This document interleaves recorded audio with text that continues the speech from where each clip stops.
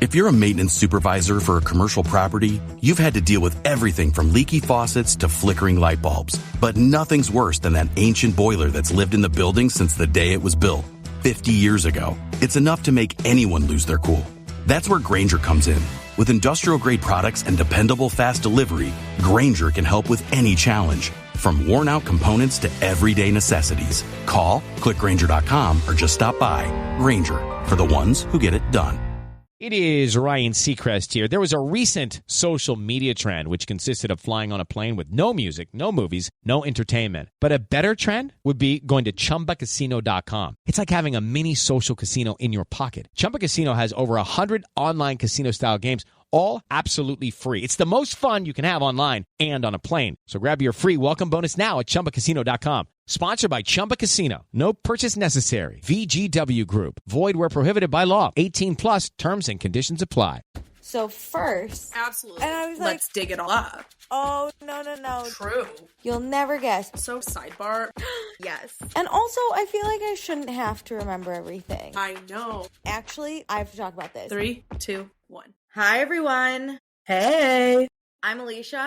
And I'm Meredith. And this is also podcast. Back from the break that we took. It is the new year. Wild. 2025. Probably going to be as shitty as 2024 and 2023 and 2022, 2021, 2020.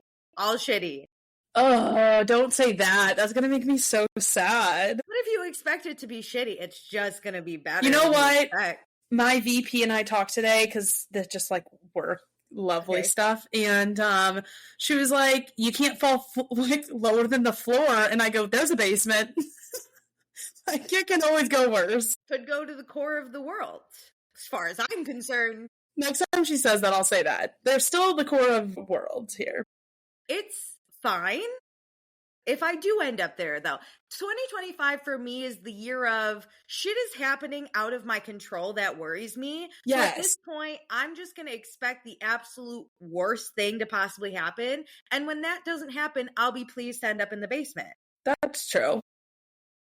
Preferably with like my phone so I could just watch TikToks and stuff. But like, it'll be fine whether I'm in the basement or in the attic. We're all fine. To be honest, I have no control over it. As a control freak who is trying to get better, my goal across the board, I don't know if you have a resolution, but mine is to do less of everything. And that includes worrying. Like, no, I'm being so for real, less work, less stress about like the stupid stuff behind this podcast that I just go through my brain for no reason that doesn't benefit us. Less everything but food, may I say. Yes, I'm like, if it has just to do with me, I want more. Like, I need to treat myself better, and that's the only more I need. For sure. More money spent on yourself, less money spent on other people. I get it. I'm right here with you. My mom asked me for New Year's resolutions, and I was like, Mom, I've been in therapy for how long? Every day is a new resolution. Like, every week my therapist tells me to work on something. I'm just going to do what my therapist tells me. You're a week-to-week resolution girly. Yeah, also, I care more about my birthday than I do New Year's Eve. I spent New Year's Eve in sweatpants watching Andy Cohen and Anderson Cooper. How was it? Oh my God, they are so good. Okay, so I'm so excited to wake up to on January 1st. So actually, I went to, my friend Allie's to watch with my friend Paolo and her husband Logan, who's also my good friends. I'm shouting them all out, even though they'll never listen because they're bad friends. Doesn't matter. Anyway, I was like, please put this on. This is I need to watch Andy Cohen at all times. And they're like, Andy Cohen. And I'm like, listen up, husband of my friend. Andy Cohen is a star. Just because your wife doesn't watch Bravo, Is this Allie's husband? Yeah, Allie hasn't. The other one's my gay friend Paolo. So he has watched Bravo, but he's not as diehard as me, which is a waste of a gay man, if you ask me. But I digress. Allie doesn't watch Bravo. No, she's a Bachelor girly. The worst. And no offense, but also no offense, but also all the offense in the world. More offense to me, less offense to you. I don't know. But so Logan hasn't seen Andy Cohen, and so he was so confused at this man just making Anderson Cooper so uncomfortable. That would be so, because you need the lore behind it. But it was so funny because he would say shit like, okay, Mayor Eric Adams showed up, who's like the worst New York mayor ever. It's so wild. Andy hates him. And well, he showed up in Times Square, but not with Andy and Anderson. Oh, I thought you meant he was a guest on there, and I was like, no. Because Andy was like, ooh, why is Mayor Adams here? And Anderson's like, Andy, we're gonna be nice in 2025. We don't know what people are going through, so we're always gonna lead with kindness. And Andy goes, I do know what he's going through. Indictments. And he's like, it's weird he's here though. She should be running from the indictments. And Anderson kept being like, stop.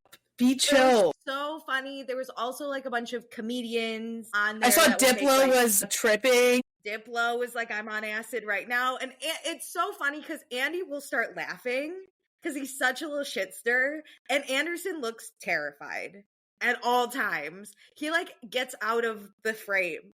And Andy's sitting there with a big smile, and he's like, let's shit on more people. And it's Andy lives in the pop culture world, so like going viral for this shit is like right up his alley. But Anderson is like real news that like going viral for this is not good for him. Well, like, I had to then it's not bad, but I had to explain to everyone that like Bravo is in itself a crazy ass network where it's all about shade and like crazy moments and quotable things. And Andy is in like Andy doing a reunion. That's why he's so fun. He starts laughing when people start fighting. Like, he's an entity of itself. Like, whereas in like news or other channels, it's like the person hosting is kind of just supposed to be like nothing. You're not supposed to be your own personality. You're supposed to facilitate a conversation, and like the people around you are the ones who are supposed to be memorable.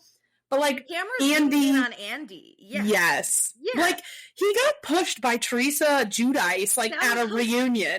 And then he brings her back and brings it up to her. Yes. Like, it's so funny. And so they just didn't, I think, honestly, Allie's husband, Logan, is like kind of fascinated by Andy Cohen. Like, I think he's kind of in. And I was like, he has 2 young kids, Lucy and Ben. And he's like, Logan said something like, how'd he get the kids? And my gay friend was like, can I not have kids? Just because and he's like, no, how'd he get them? And I was like, picked him up off the street. He's Andy Cohen. That's so funny. What? I started making up a whole story about how like a housewife wanted to give her kids was a surrogate. Oh, I was gonna say was a surrogate. No, and so Andy offered to take them off of her for free. And Logan was like, Bravo's crazy. I was like, dude, that was a tame story I just made up. That's the thing. This was something I could just come up with off the top of my head. Like, wait till you find out the truth. And then Allie was like, my dad watches Below Deck. And I was like, that is nothing. That's what I would sit and watch with my grandma. That is morning cartoons. That's easy shit. I watch that while I work happily. Alicia, my grandma watches Bravo, and I love your grandma. Rest her soul, because she doesn't like cursing, doesn't like bad things, but she'll watch it all the same. She does not approve of what people do. But at Christmas, she sat me down and she was like, Craig and Paige. And I was like, let's just jump in. Hold on. This is before the breakup. And she was like, she said that they were on different, like, you know, life paths and like all this stuff. And like, I think we all saw what was like going on anyways. Me and your grandma. But we were chatting about it so much that then I went on a family vacation with my immediate family. My grandma wasn't on it. And she texted me. I wake up to a text about, you texted me, somebody here in Chicago texted me, and then like 4 hours later. First. Yeah. So I always text you and then I do research. Dude, I had so many people texting me about Craig and Paige, and I was on an island, people, not on my phone, and I woke up and I saw all these texts while I like was driving in the car, and then I got out of the car and my phone was used for navigation, so I was like not on it. And I look at it and I have like 7 texts. It's like Craig and Paige broke up. Vacation is over. I need to start digging. No, I did the opposite. I was like, well, it's over. I'll listen to this on my... to dig into. No. Can we just talk about Paige and Craig, and then we can do small celebrations now that it's been... Yes, let's do that. So Paige and Craig broke up in between Christmas and New Year's, which I think was really rude. That's when the news came out because I was busy. I was also in Mexico. If they could break up at a time that I'm on my phone... Okay, do you think that she did that purposely? Because PR... Yeah. For PR reasons, people always drop news on Fridays because then people will kind of forget about it because they go on with their lives and are really busy. I think I learned about Monday, it on a Sunday. No, but just in general, like on a normal week, people drop PR news on a Friday because then you'll forget about it by the time you're into next week. So it's like stereotypical to do that. I kind of think she purposely dropped the news. I think so too. During the holidays. I think they broke up before Christmas and they were like, we'll just do it later. Yeah. I said for a little bit that I was mourning, but then I was like, I don't think I'm mourning. I think I'm just like wrapping my head around it. Because I knew last time we recorded, or maybe the time before, I said we talked about this. I said Craig gave me the ick, and I don't know how Paige is dating him. It was the Summer House trailer episode that we recorded for Patreon only. We talked about it because a patron commented and said, thank you so much for talking about Craig. And also I didn't understand how this relationship was still going, because on Watch What Happens Live, Andy said we had a full mantra of you fucking lying, and Craig's like, I never lied. And I was like, this man gives me the ick. And I'm not trying to compare myself to Paige, but we're both very black cats. We both are Scorpios. We both don't deal with the bullshit. I don't know how she dealt with Craig, because if we're going to talk about it, Craig may be a great guy on Southern Charm, but all those men are absolute fucking trash. Craig, in the big scheme of things, is not a great guy. Not. But, like, it's one of those things, like, it's an optical illusion where it's kind of like, do you remember that, like, blue dress, like black dress versus gold white? It's that. It's like we're seeing a different color because of, like, what's surrounding it.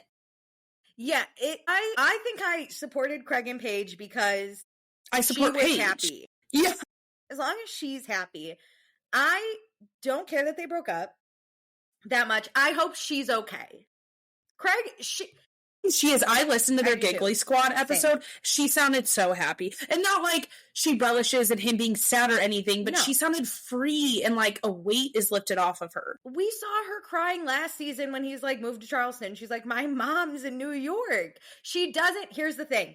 Paige DeSorbo's brand is New York. When I think New York it girl, I think Paige DeSorbo. She cannot move out of here, and she is going to be career girly first. And you think it's the same thing with Lindsay. You know who you're dating when you get into this relationship. True. You're aware that Paige DeSorbo's brand is New York. You're aware that she's not going to bow down to a bitch man, or any man for that fucking matter. She's not going to fucking do it. So, yeah, was this going to work? Probably not. And Craig, I have said it before, and he also would have had to sacrifice who he is. He is, but I've said it before, and I'll say it again. New York would eat Craig alive. He can't live here, and that's another ick. I don't want a man who's taken down by New York. It's okay that it's not him. Okay. It's not for me. Not every relationship, or not every person is meant for everybody. I think this is so relatable because I think you and I and a lot of girls, because I'm just going to go after the girl side of this. Girlies. Are like big city girls, and they like want to live in the cities, and they want to be hustling, and they want to do all this stuff. And you like can be in love with somebody and it not work out, because I could never imagine going back and living in the suburbs of my hometown and like settling my life there. And it's okay that people want to do that. It's okay that Craig wants to like get married and have kids and like swim in his little pool in Charleston. That's not Paige though, and it's okay. It's okay to not move forward with that. And I think it's okay too for girls not to want to have like kids and settle down. And Craig was like, I can't wait to start a family. We're going to build this house. And it's also okay for Paige to be like, okay, in the future, and then realize like, actually, that's not what I want. That's what dating is for. I hate people villainizing her of being like, if this were a man, they'd say like she wasted his time. And it's like, he is a willing participant in this relationship every single time. If he didn't want to sacrifice what he wanted, he chose to sacrifice what he wanted, which was to get married and have kids sooner than she wanted. And he said that's okay. Those were sacrifices he was willing to make. But there's no like, because you're going to have kids with me in 3 years. It's, I don't want this right now. And every single day you choose to stay in a relationship. They wanted different things. And I don't villainize him either, because she knew who she was dating. Yeah. And they both agreed in the future, and the future came, and it didn't work out. And now they split up. Dude, I think we need to prioritize amicable breakups like this. Like, let's praise that. There is, though, that rumor that Paige cheated on him with Marcelo Hernandez. She talked about this, though. Fake, which is fine. But if I love one thing... Why does it have to be like this massive breakdown or like blow up with every Bravo relationship? No, but wait. If I love one thing, it's a rumor with zero backing that I want to believe so bad. You do love gossip that doesn't track. There's no truth behind it. I love it. I want this to be a thing so badly. Let me tell you why Marcelo Hernandez is a better match for Paige than Craig. Let me tell you. Marcelo Hernandez is absolutely hysterical. Paige needs someone who's going to make her laugh. Craig's not funny. Objectively, Craig's not that funny. Marcelo Hernandez, absolutely hilarious. Will keep Paige on her toes. Paige is witty. She needs someone who's going to clap back at her. Yes. Marcelo Hernandez is going to do that. Number 2, he is a meme king. He's on SNL. He's got his own shit fucking happening. He's not at Paige's door saying, when do you want to hang out? He's busy at the Met Games getting a Domingo sweatshirt. He's busy at Sabrina Carpenter's concert. He's not... Paige is asking, when are we going to hang out? Which I think is what she needs a little, you know, someone who's on the same playing field as her. That's true. Like, she can't have a puppy dog. No. 3, he's New York. She's New York. They don't have to move anywhere. And 4, he is a Latin man with a Spanish mom. And let me tell you, he has done stand-up on his mom before, and it absolutely cracks me up. His mom is a strong fucking woman who's taken no bullshit, and that's the kind of woman... Needs that. That's the kind of woman Marcelo Hernandez would want, and that is going to be Paige, and he is going to treat her like a queen, and I know she says she's only texted him once in her life to get into a party, but one time solo. They're in a group text, she said. Text. Those 2, though, if it happens, it would last. It would last. I'm just saying. I'm not against it. I just know Paige is not a cheater. No.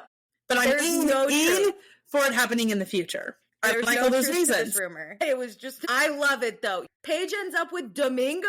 That's crazy. He's an icon. He's a legend. Is there a way to, like, manifest that fully for this year? I'm like, who needs resolutions when you can turn false rumors into a little dash of truth? She did text him, and she said, like, yo, just so you know, this is the rumor, and he thought it was hilarious. I love that. Because she was like, he loves it. I don't know if he has a girlfriend. I just want to, like, let him know. I don't know what this is, but I didn't perpetuate it. He loved it, probably because he took one look at her and went, hell yeah. But he did say that he was getting some mean DMs, which I find even funnier. Lay off, dummy. Are you fucking kidding me? He is a sweetheart, that kid. Oh, my God. We gotta stop just, like, listen, it's okay to talk about rumors, but we gotta stop involving ourselves in these people's real lives. Listen, I'm gonna spread that Paige and Marcelo are probably in love till the day I die, but I'm not gonna message either one of them. DM him, yeah. Hey, Paige. Alicia, and Marcelo, crazy. Dude, what was wild with our own, like, interaction with this, because we got to make it about ourselves, is I post those quotes every single week. It was every Sunday, and God just knew.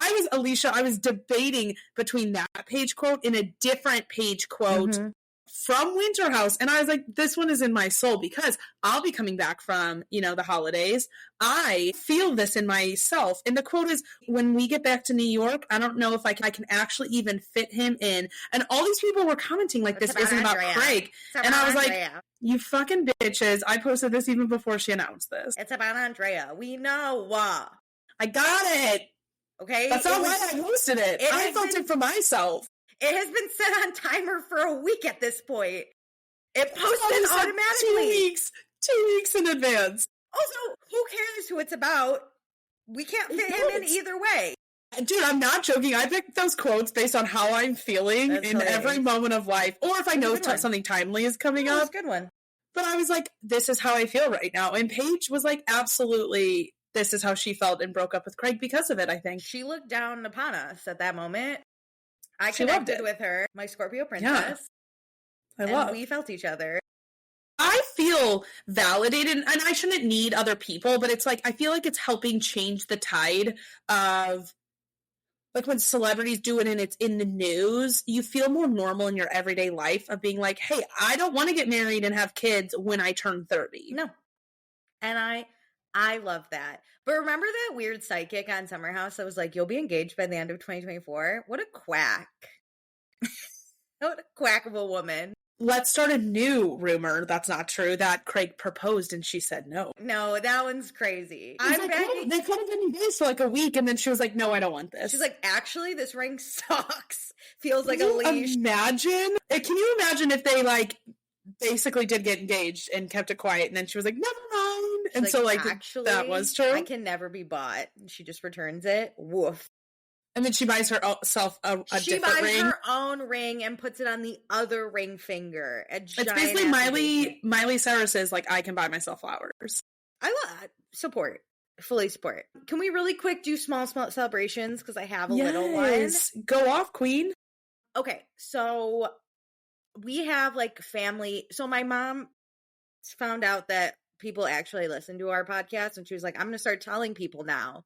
She thought it was just us. That's fair, because like we openly told our parents to not talk about it for like 4 years. True. And then this summer we were like, we will tell the world. She tells everyone. It's like, this is my daughter Alicia. She has a podcast. And that's cute. No, stop. So she has told people. And she went to a New Year's party at my aunt's house where some family friends were there. Mm-hmm. A woman who used to babysit my dad. If that gives. So she doesn't watch Bravo. Did not really in pop culture. This is what I hate when my parents do this. Like, you don't need to bring it up in this setting. No, but she's the best because she fucking listens. So, hi, Val, to you, if you're listening. I know. But I was like, Mom, this is not the show. I feel bad because Val doesn't know what we're talking about. And Val, I'm so sorry. And if you do, I'm so happy. But at 90%. But when my mom told me. Start watching. I was like, Mom, Val listens. Like, she doesn't. There's no way she knows what we're talking about. And my mom's like, she doesn't, but she thinks you're hilarious. And I was like, that's enough. That's enough for me. Less questions. If people are going to listen, tell me I'm hilarious. Yeah. So Val, I know you're listening. We appreciate your listen. Love you so much. I'm sorry I didn't see you at New Year's. I was busy watching Andy Cohen and explaining Bravo to my friends, as you heard. Doing the Lord's work. That's what you do on this podcast. I spread the word of Andy Cohen. I've changed religions. To like create a Bible of Andy Cohen. Why hasn't it been done yet? That should be Andy Cohen's next book. The Bible rewritten, like almost verbatim, but with just like. No, it doesn't have to. It needs to be his experiences in the Word of Andy Cohen about the like.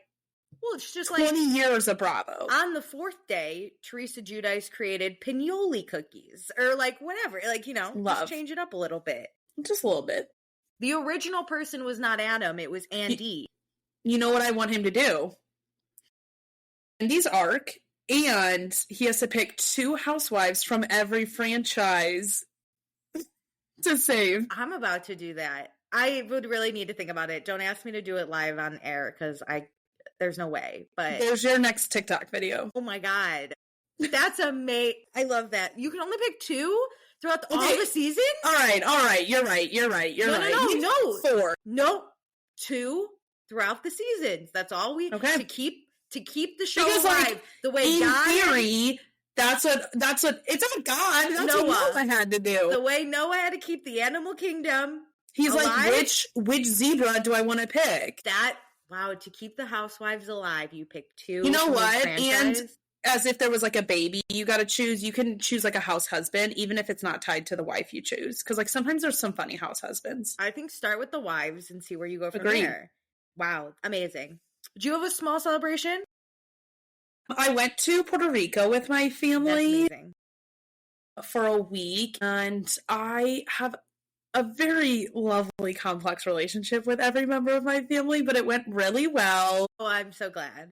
And I got to spend time with my nieces and nephews that, like, I really, really loved. Like, the older 3 are getting to an age of, like, they're just truly, like, humans, and have opinions and personalities. And it was so fun. Like, my niece asked to sleep in my room every night. And it was just, like, the cutest experience with them. This is the only time they've like remembered being at the beach. Yeah. Like some of them have been, but they were babies. Yeah, of course. And they just loved it. Like, it's so fun to see life experiences through like fresh eyes. Yeah. I love that. Yeah, it was Were great. Your ovaries on fire? Not at all. I love that too. I love being an aunt. I really enjoy being like kind of like a not rich, but like the rich aunt or like the traveling aunt who like has all these cool life experiences. Because it was my sister's first time in Puerto Rico too. So like me and my mom were like showing them I've been here. The island. Yeah. And they were like, you stayed at this house before? And I'm like, yep. Wait, I love that. It was so You know great. how some people want to be a mom? I like want to be an aunt. You're gonna love it. My younger cousins, I saw them obviously over the holidays. The youngest one is 10, or the oldest one is 10 years younger than me. So like there is a gap. And first thing he says is like, so where are you traveling to in 2025? And I was like, nope, thank you. That's my personality. Thank you so much. Yeah. All I do is fly places. So it's so great when like, because yours are obviously older, but like my oldest nephew is now at the age where he can like really remember that stuff. And like whatever I tell him, he can like grasp time and space. And I love like talking to them about the world because I want them to love to travel. Like when we flew out, we saw the SLU women's basketball team, and they were like going to a game, and so their center's from Greece. And my nephew was like talking to them all, and we were asking him all these cool questions. And he's like, "Where's Greece?" And I'm like, "We will sit down and look at the map." Got a travel bug. I love that for you. Yeah, it was great. And I'm kind of tan. I'm not so pale anymore. And that always makes everybody happy. Love to hear it. We have more news. Can we jump into more news?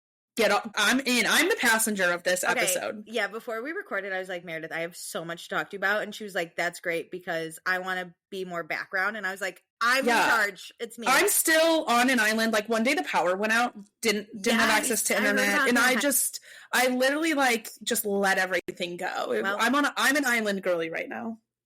I'm not. I'm ready. You in New York and I'm island now. Hello, it is Ryan, and I was on a flight the other day playing one of my favorite social spin slot games on ChumbaCasino.com. I looked over the person sitting next to me, and you know what they were doing? They were also playing Chumba Casino. Everybody's loving having fun with it. Chumba Casino is home to hundreds of casino-style games that you can play for free anytime, anywhere. So sign up now at ChumbaCasino.com to claim your free welcome bonus. That's ChumbaCasino.com and live the Chumba life. Sponsored by Chumba Casino. No purchase necessary. VGW Group. Void where prohibited by law. 18 plus. Terms and conditions apply. So, Jen from Jersey. I saw this when I was leaving. Jennifer Aiden. Jennifer Aiden berated a Jersey Mike's employee over a tuna sandwich. Of course it had to be. She was going to bring on the plane. She's going to bring tuna on a plane. The craziest thing is it had to be like Jersey Mike's. Of course it had to be like surrounding Jersey. Yeah, it was crazy. So I guess from my understanding is she kept like changing the order, and she had like a big ass order, and like this is what I've heard, and like some of the Jersey Mike's employees have said something where like she ordered a bunch of sandwiches and then started to change the orders, and the Jersey Mike employees were like, listen, can you go to the back of the line? Like we'll make some of them. Get your shit together and then give us the ones you know. And then go back. And she was like, how could you ask me to do that? Do you even know who I am? I'm a celebrity. I'm famous. She started recording, talking about how her husband is a plastic surgeon, makes tons of money. And the Jersey Mike's employees were like, if you have tons of money, go fly private and get your, why are you at Jersey Mike's? Yeah, I was wondering that. Like, why aren't you in like a club? But like, the fuck are you doing in Jersey Mike's line? Yeah, and one of the employees was like, and she's getting tuna before she goes on her fucking flight. And I was like, disgust. But yeah, she did this whole thing about how they were so rude. She's going to call and complain. I saw that video, the one she posted, or like a portion of it. Their families or whatever. How is her husband like not embarrassed? This is normal behavior for Jennifer Aiden. I hate her. I've hated her since she entered Jersey. Agreed. I think she's the worst person. I think there's a version of fighting that is needed on Housewives. And, like, we accept that. Like, they are operating in behavior that is not the typical life because you need to cause drama and you need to have conflict and then you need to resolve it. But Jennifer takes it to a whole new level when she, like, throws shit. And the stuff she chooses to talk about, I always do and don't like when they bring in the husbands or the kids. Like, it depends what the topic is or like how old the kids are. Or how you're going about it. Like, are you bringing it to the group? Are you talking with your kids about the issues? Like, what? Yeah, she's a terrible person. I have thought it from day one. She goes way below the belt. She can't take any accountability for any of her actions. It's always, okay, I might have done that, but you did. I heard you maybe did this. And people are like, so you're terrible for no reason. And she, like, tries to judge or, like, put in the arguments about how, like, people have, like, smaller houses. And I'm like, that's not a thing to argue about. That she judges. You can be like, somebody's house looks ugly. Fine. That's, like, their taste. And you're, like, dissing their taste. But your house is just, like, a massive block. It's a tacky block. But, like, she was judging Margaret for, like, having an affair with an older man. But really, and her husband cheated. Her husband cheated, but also she couldn't understand the power dynamic of, like, Margaret working for this man and him, like, being her boss. And, like, Margaret was really opening up, and she's like, well, you're just a whore. Like, the fuck was that? And then she's like, but we can't talk about my husband cheating on me. Well, you're fucking I have kids. I have kids. You chose to come on this show. I hate when people are like, how dare you talk about this on this show? Like, listen, I think there should be some topics off limits if people don't want to talk about things, but when they get brought up, you chose to be on this show. Listen, Andy Cohen, get the fuck rid of Jennifer Aiden. Dude, what's wild about her saying she's a celebrity is he already kind of like said some comments either on his radio show or in a tweet that Jennifer basically wasn't coming back because Jennifer posted about, this was like a few months ago. Jennifer posted something, I think, on Twitter saying, like, they're going to be filming soon. And, like, basically saying she was back on the next season of the cast when they had made no decisions. Andy for months has been like, we haven't talked about it. Like, we're letting things breathe. So they hadn't even decided anything. And Andy, like, responded to somebody, again, on the radio or on Twitter, like, asking about it, being like, yeah, she's not on it. And he was like, we haven't made any decisions, but she won't be on it. She's not good TV. She's not a good person. She's berating service employees. I can't imagine what she's like to production. She gives Farrah from Teen Mom vibes. Like, just that's a good comparison. Person. Yeah. And I don't think she helps Teresa Giudice's, like, case ever. Yeah, because, like, I think I personally am on Melissa's side typically, but I don't think Teresa is, like, a horrible human being. No, I think she's think a great Teresa, sister-in-law. like, lacks some common sense sometimes. So then whenever Jennifer takes it below the belt, I feel like Teresa sometimes goes there with her, and I'm like, no. Teresa can... See, I don't think Teresa's a bad person. I really much bet Teresa's a great person, a great mom. Like, I just think she really hates Melissa. I think that, but she also just, like, she could kill someone and be like, but I did it rightfully so. And then someone else could kill someone. She'd be like, but that's wrong. Like, she can never see her she way. She doesn't understand it. If she does something wrong, it's justified. But if anyone else, the rules are different. Yeah. That for me is just, like, the most frustrating thing. Agreed. But I just don't think she sees it even. Jennifer Aiden does something so crazy and Teresa's, like, defending it. And I'm like, no, girl. Step back. It makes you look worse. It does. Teresa needs to be more like Dolores, where Dolores will, like, be loyal and ride for you, but be like, hey, I gotta check you sometimes. Dolores isn't riding for Jen Aiden anymore. Dolores loves Jersey Mike's. No, I don't know, but I bet. Dude, it's wild. And the fact that Jennifer hasn't said anything, like, come on, you just, even if you don't feel like you're wrong, if you're a celebrity, throw an apology on that, like, black screen, white text. It's just, it's not hard. She's the worst. So that happened. We have Grace O'Malley and Dave Portnoy have beef again. So basically, recently, Grace O'Malley went on Theo Vaughn's podcast, which I want to listen. Theo Vaughn, I'm always kind of in, kind of out. He was on The Challenge back in the day, so I've always really, I liked him on the, yeah. He did a few, yeah. But I really liked Theo then, but I think in time he became kind of this, like, rude frat boy that I just am like, I don't know. I also think he's, like, playing the persona, which is, like, hard to digest when people are not who they are, like, publicly. I think that's it, is I don't really know who he is, so I just don't judge, because him on The Challenge was great. Yeah. I don't know who he is off. But he has Grace O'Malley on his podcast, and he's basically just, like, talking to Grace about her life, and he's very nice with Grace. He even says, like, he was shocked that she's never had a boyfriend, and was like, I have 5 or 6 dudes I can set you up with right now. And he even love that. He even said, like, is that okay for me to say? And Grace was like, no, honestly, that's like a confidence boost. So he's, like, out here being the girl's girl. But he asked, like, I forget how it came up, but he asked about Barstool and, like, what Grace basically was being paid. I don't think it was that direct, but it somehow came up. And I think I saw that clip. He was like, oh, was it good money? Yeah, he was just like, was the gig good? And she basically said, like, yeah, it was good, not great, but it was fine money. And he's like, were you making like $500,000? And she's like, no, nothing close to that. But she said, like, my co-star she had another podcast, so she was making more. Theo was like, no, makes sense.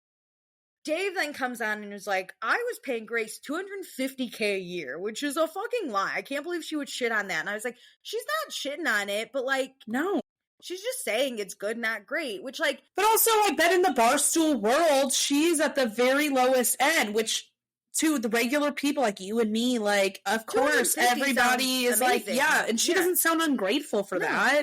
She said it's good, not great, probably in the sense because her co-star, who was her best friend, who she's always hanging out with, was probably making $1 million. Living a more elaborate lifestyle that she probably couldn't keep up with. So I think Grace's circle immediately was a little... Yeah, that's so true too, because it's all relative. Yeah, like if you're hanging out with people, I have a lot of my friends here are engineers or computer engineers, and they're making way more money than me.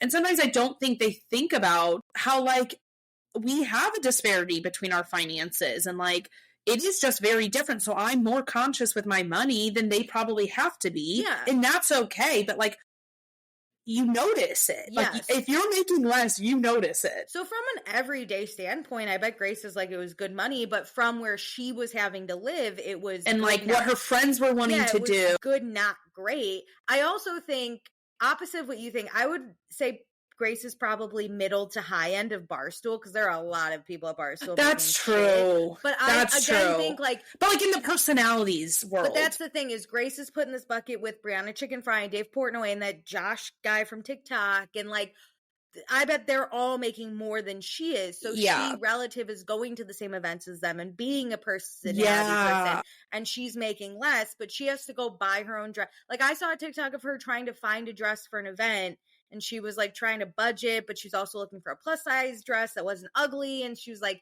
it's really hard out here. And I was like, no, I get it. But the fact that she's buying her own dress, I bet. Yeah, she doesn't have like a stylist who is, you know, like so designers aren't giving her dresses. But I've said it before, I'll say it again. Dave Portnoy is a terrible person. I do not support him. Dude, he just has to stop getting like so heated about this shit. What's he doing beefing with a 20-year-old girl? Go to bed, old man. Go to bed. Go to bed. Literally, go take care of your dog and be done with it. Anyway. He is so bothered. I want her to keep talking. I can't wait for her podcast to come out, because I want her to do a tell-all. Like, I think Dave said he didn't, or one of them said that she didn't sign an NDA with Barstool, so like, let it rip, girly. Hey, tell us everything. I mean, I think Grace is very talented, and I'm excited to see where she goes. And I don't think she did anything wrong. No. What is this old man doing? She could be a fucking bitch, and she is just like normal. She's just trying to just chatting about things. She's just trying to go on a date with one of the guys Theo Vaughn's gonna set her up with. Like, leave her the fuck alone. Get off the internet. Close the app. Well, speaking of the internet, did you see that the Gulf of America is on its way? The what? The Gulf of Mexico is now becoming the Gulf of America. Alicia? So forget lower grocery prices. We get a Gulf named after us. Terrible. No wonder it's not even such a us, technically. America is 2 whole fucking continents. I like want to die. I don't know why people are like, yeah, this sounds great. No, what it's going to be is it's going to be just like the Sears Tower, which for anybody who doesn't live in Chicago, it's now named the Willis Tower, but nobody fucking calls it that. Same with Twitter and X. Like, let's be so fucking for real. You're going to do all this to rebrand a body of water, and your actual, like, basically president, Mr. Elon Musk, did this with a fucking company. The first lady? No, that's Donald Trump. Nobody calls it X, and you think something's going to change a body of water that has been named that longer than the company of Twitter. People are so dedicated to the Sears Tower, to Twitter. We will be even more dedicated to the Gulf of Mexico. Also, what does this do? I don't care what we call that body of water. It affects me zero. Like, every conservative person I know even does not fucking care about this. Why aren't you trying to lower the grocery prices like you said? Because it's not... What is the Gulf of America? He also said he'll just take over Canada now. Which... Alicia, that's the stuff that freaks me out, is the Canada, the Greenland, and the Panama Canal. I'm like... He doesn't even know what's in Greenland. There's very few. Does he realize Greenland is actually like made of ice? Does he know? No, because I heard or I saw people go. he can take Greenland because there's very few things there. What are we going to do with that piece of island? Just let it let the 7 people who live in Greenland live. Let them live in the darkness. Like, let them be. What piece of land does that do for it? Are we going to win wars because we own Greenland? What? Yeah, what? It's the same thing. You could convince me, whatever. And like Canada, that's just a cheap shot. We're not taking over Canada. Are you fucking kidding? No, I know. Well, the best part that I think is he says that it's going to be the first state, and I'm like, you think a giant-ass country is going to be a whole entire state? That's massive. Canada's already broken into provinces. Like, what is happening? That's the thing. Like, if there was a little bit of logic, you could convince me of these things. But you think the entirety of Canada is going to be a state? The national language of Quebec is French. Sir. Who are you communicating with there? What is happening? Because that's just, that entire province just becomes, it melds into the entirety of Canada. But like Vancouver and Montreal are so different. What are we doing? It's like, what are we doing? The 51st state. A massive ass state. We thought Texas was, that's the problem. Texas is going to be so disappointed they're not like such a massive state anymore.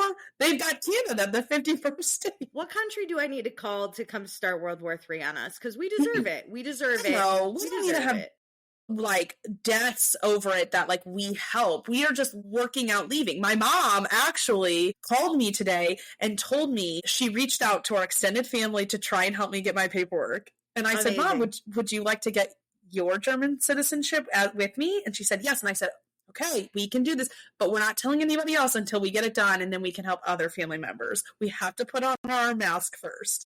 Absolutely. Save yourself first, because it's taken a long time for my Italian passport to come in, and I'm worried. I'm getting scared over here. It's my only that's other the thing. option I want to jump on it. And that's too close to America. I need an ocean between me and Trump to feel safe. I would also look into that one because it's just nice to have the passport to move about life. I know. The United States and the Italian passport are both way better than that Guatemalan passport. Yeah, I agree, but like what happens if we start bombing Greenland and our passport is no longer accepted elsewhere? Yeah, I don't know. It's rough out here, but I did mention, I was like, I can't wait to leave this over the holidays. I was like, I can't wait to leave this country and go to Italy. And one of my uncles was like, Italy has their own problems. And I was like, yeah, but better than here. Course. I mean, I'm not looking for the perfect country. That would be Sweden. No. And I was sticking like a sore thumb there. I was about to say, you're not blood. They'd be like, who the fuck is she? Yeah, wild. I would have to dye my hair bleach blonde. But that being said, I'll go almost that. I at least would not live in a world where there's a dictator in Italy. I mean, there has been in the past, so I'm not saying true. Italy is corrupt and terrible too. Other countries have learned from mistakes. I think that's it. Is there's growth. They've been in the dirt before. I think that's it, right? Like they all want to keep their noses clean now because they know what pure terribly is. I mean, like, and Germany the aftershocks of that. Yeah. Like, Germany was destroyed twice. Not only like the country because of a war, but like the reparations after it were so bad for that country that like they don't want to do that again. So like, why do we want to do that? Well, it was so bad in World War I that then Hitler showed up and said, correct. I can do this. And it was like, you know what? Like, let's make it worse. That's fine. We have no other options was the problem. Like we're already in hell. We're already in the basement. Might as well. Yeah. We're already at the center of the earth melting. They thought they were in the basement, but they went lower. They went to the center of the earth. But then that's when they roped in Italy. And so what's his nuts? Mussolini? He fucked up that country pretty bad. So now, forever, Germans and Italians live with this letter that now Americans are getting. Because whether we like it or not, unfortunately, we're a part of this. It's just, Well, I mean, they have their history classes intact. We don't. Yeah. There are some schools that don't even teach slavery, which is crazy. Dude, I can't imagine. I remember taking my parents to a concentration camp and I was like, we will learn about this today. Like, this is very important. And my mom was like, whoa. And I was like, what? Sometimes, What do you mean, whoa? Sometimes I think about the girl that did a TikTok, a get ready with me to go to Auschwitz, and I sometimes hate her a lot. Most of the time. My family didn't Get ready speak the with rest me. of the day. Did not speak. And Get rightfully ready. so. That's as dumb as when my sister said, I want to go to North Korea for vacay. And I went, ma'am. But honestly, at this point, is she wrong? I'm just kidding. So fucking funny. Honestly. You should leave these more often. You're on fire. Hello, it is Ryan, and we could all use an extra bright spot in our day, couldn't we? Just to make up for things like sitting in traffic, doing the dishes, counting your steps, all the mundane stuff. That is why I'm such a big fan of Chumba Casino. Chumba Casino has all your favorite social casino-style games that you can play for free anytime, anywhere with daily bonuses. So sign up now at ChumbaCasino.com. That's ChumbaCasino.com. Sponsored by Chumba Casino. No purchase necessary. VGW Group. Void where prohibited by law. 18 plus. Terms and conditions apply. I'm glad you think so. Can I tell you about my books? Oh my God. Let's get up. Buckled and ready. Meredith, where I left off, and I would just like to preface to say, I read the books and I reread them to take notes so I could tell you accurately. And my notes, I practice because I wanted to see how long it would take me on the treadmill. It took me an hour and 45 minutes, so I cut out a lot of notes, and I practiced again until I got it down to half an hour. So this is my speech. Okay, hold on. Okay, I'm ready. But I could probably do it faster, but I wanted to see your face. Anyway, so I left off. I had read Binding 13, which was terrible. Rugby and beating and no kisses until 600 pages. Yes.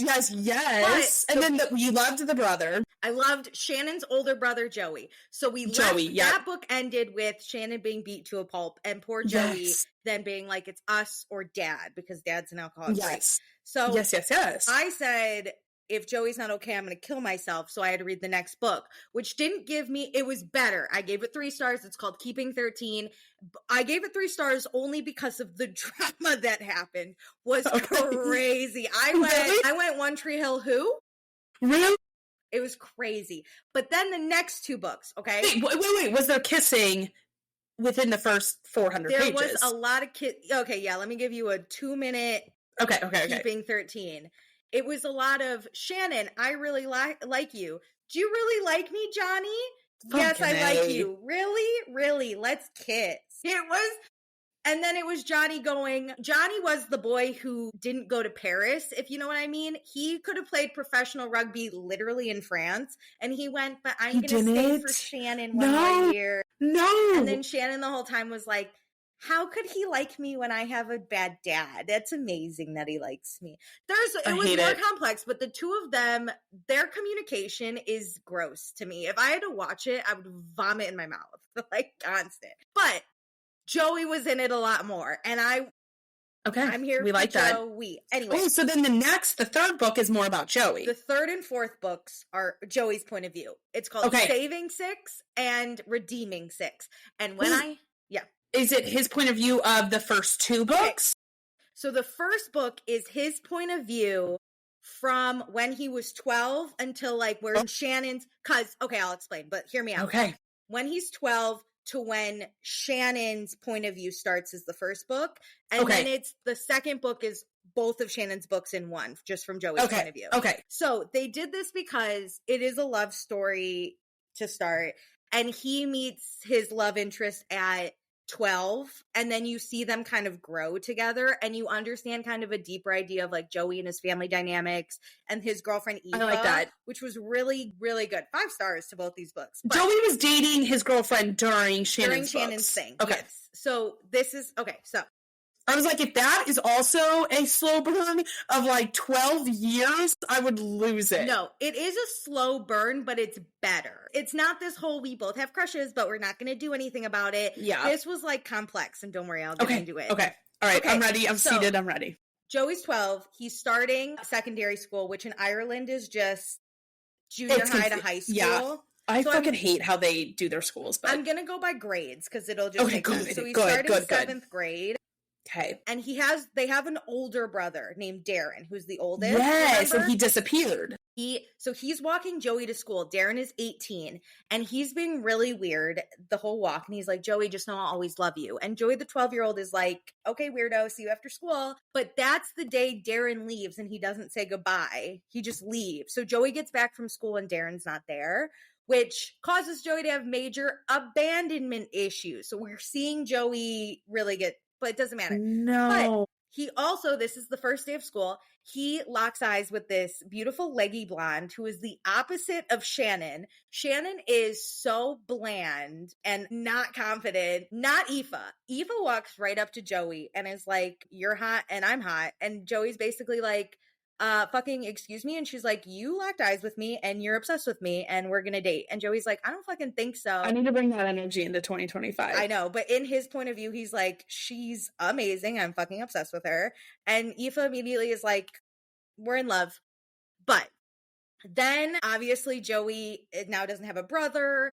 Keep in mind, the father is an alcoholic, spends all their money on alcohol. So then he also takes the mother's money from her job. So Joey then at 12 has to go get a job to provide for his 3 younger siblings at the time, and then his parents. I know. Oh my God. So I didn't, like, not only do you get a beating, but then you have to, like, go work. I know. So he gets a job, though, at this garage, and the mechanic that owns the garage is Aoife's dad. And Aoife's dad's basically like, hey, happy to have you. Could you also, like, look out for my daughter? She's kind of a firecracker. Like, make sure she doesn't get into too much trouble at school. And Joey's like, yeah, no problem. And then the dad's like, also, don't date her.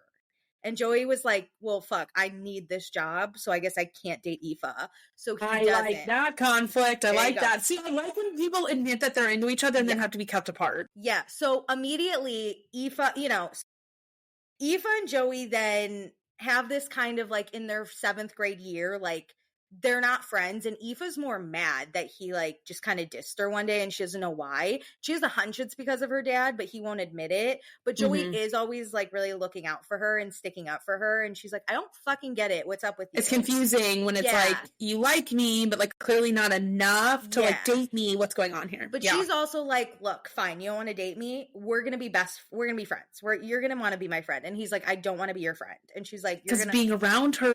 I know.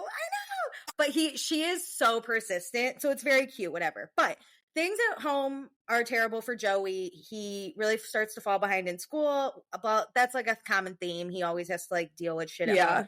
He also lives in a bad area because they're poor, because dad's always drinking away their money. So the local drug lord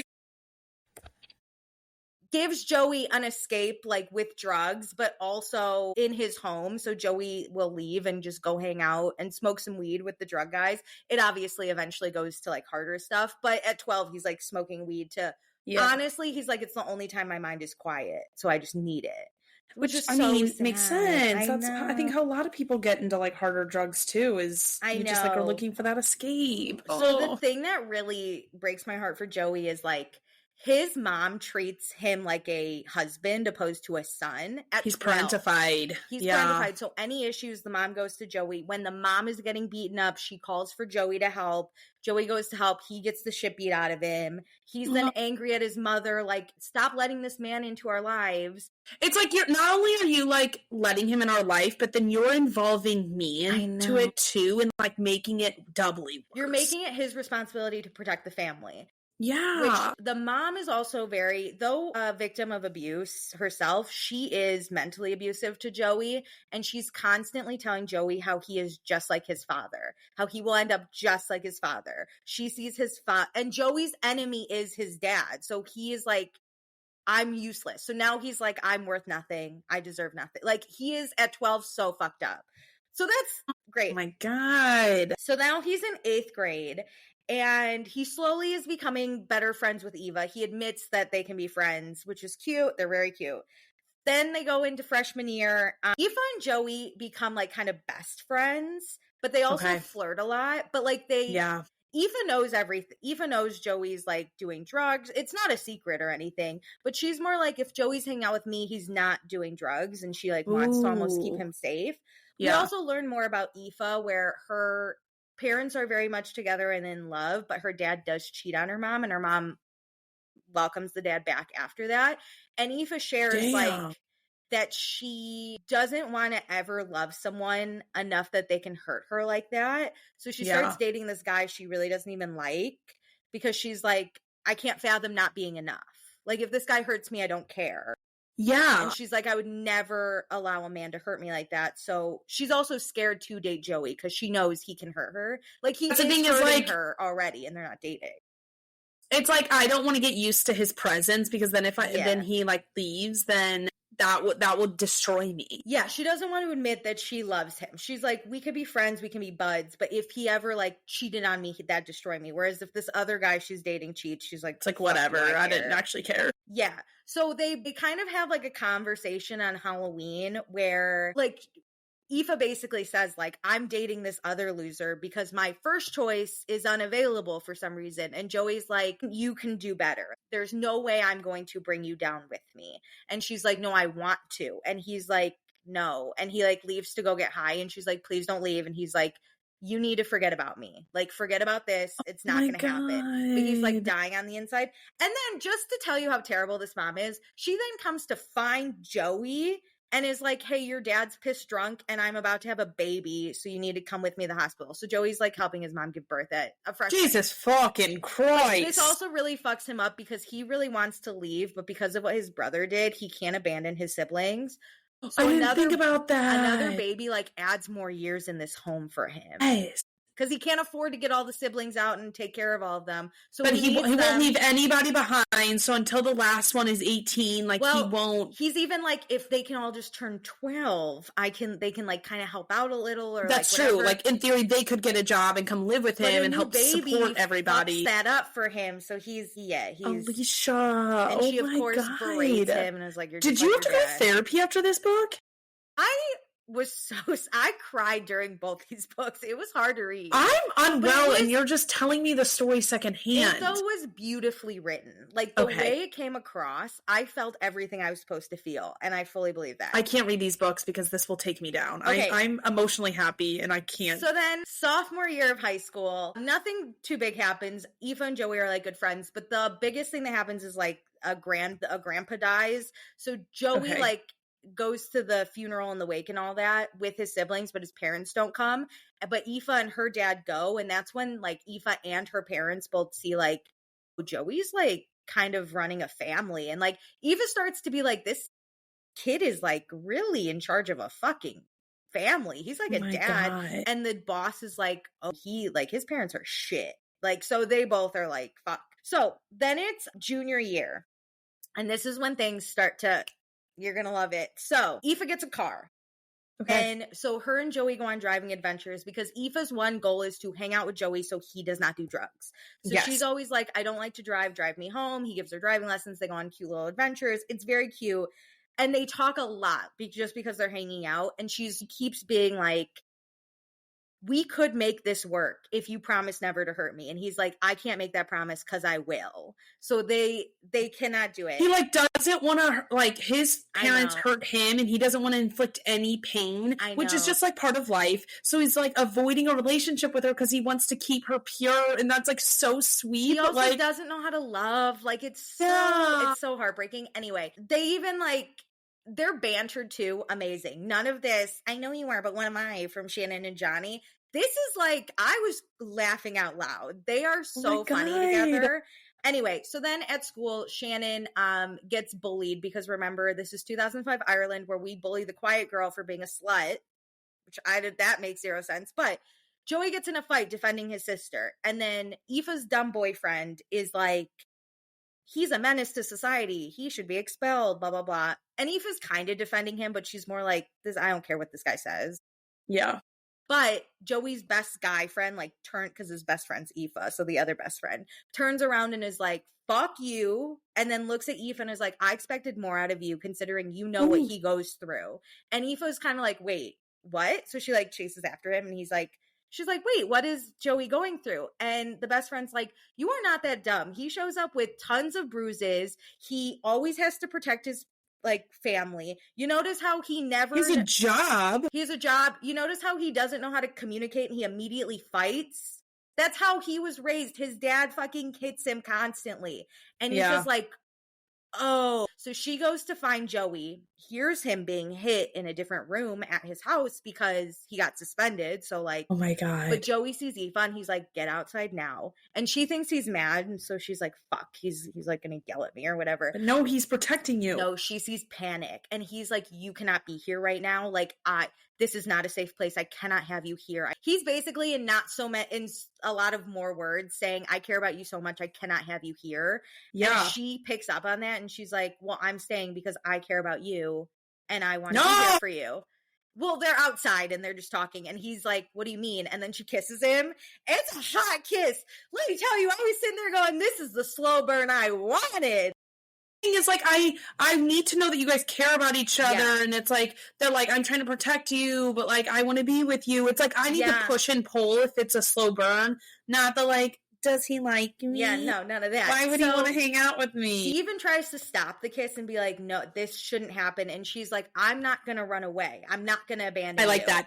And it like goes back to his abandonment issues. So he's like, okay, so he chooses to believe her, but the one condition is he can't cheat on her because that's her biggest fear. And she says, you have to try and stay clean. I can't date a drug addict because he's taking pills at this point. He's always high.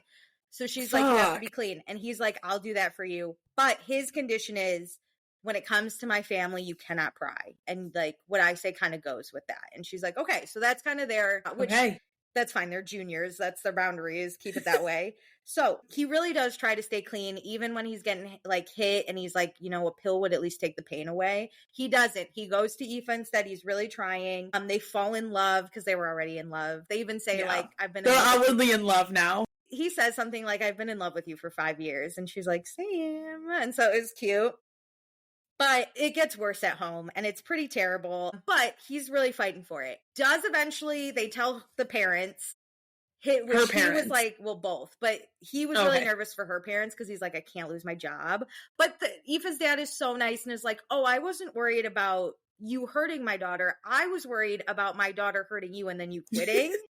I mean, having a mechanic, which was love that. But Joey was like, wait, you actually like care about me? And he's like, I think you're amazing. And it was like, Joey never gets that. So he was like, but oh my God. They then tell Joey's mom. And when Joey's out of the room dealing with something, his mom is like, you need to run Aoife. He's just like his fucking dad.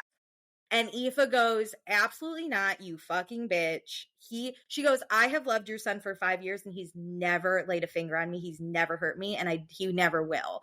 And so Aoife is now mad. She's like, I hate his family for him. I know, terrible mother. But she's really cute. She even she loses her virginity to Joey in his childhood bedroom, well, his current bedroom. Because she's like, I need to give you a happy memory in this house. Like, I need you to know this bedroom's like a safe, happy place. And he's like, I know, it was hot though. Hot hookup. These two get it on. But so now they're seniors. Things get worse for Joey because he sees his little 10-year-old, 12-year-old brother gets hit and is like so terrible. He internalizes it. When his siblings get hurt, he probably feels like, it's like, it should have been me. It should come. Yes. It should have been me. Yeah, so he's really trying to stay clean though, and it's really rough. Anyway, mom goes into a really depressive state. He has to take care of the kids, and so he's missing school, he's falling behind. And then there's a really big fight with Joey and his dad that Aoife is kind of like, hey, we need to call the fucking police. But she doesn't know that they would go into foster care and the older brother was raped in foster care. It's similar to what the boyfriend of the first two books wanted to do. And Shannon was like, no. Yeah, because the older brother, they were in foster care and the older brother got raped. It's more of even if this is a hellhole, we at least are all together. It's the devil, and we know what to expect. Yeah. So Joey feels though so betrayed because he's like, I told you my family's off fucking not limits. To involve yourself. And he kind of freaks out too because he's like, if you call the police, I can't protect my siblings. And he freaks out and he's like, really think about this because if you call the police, we're done.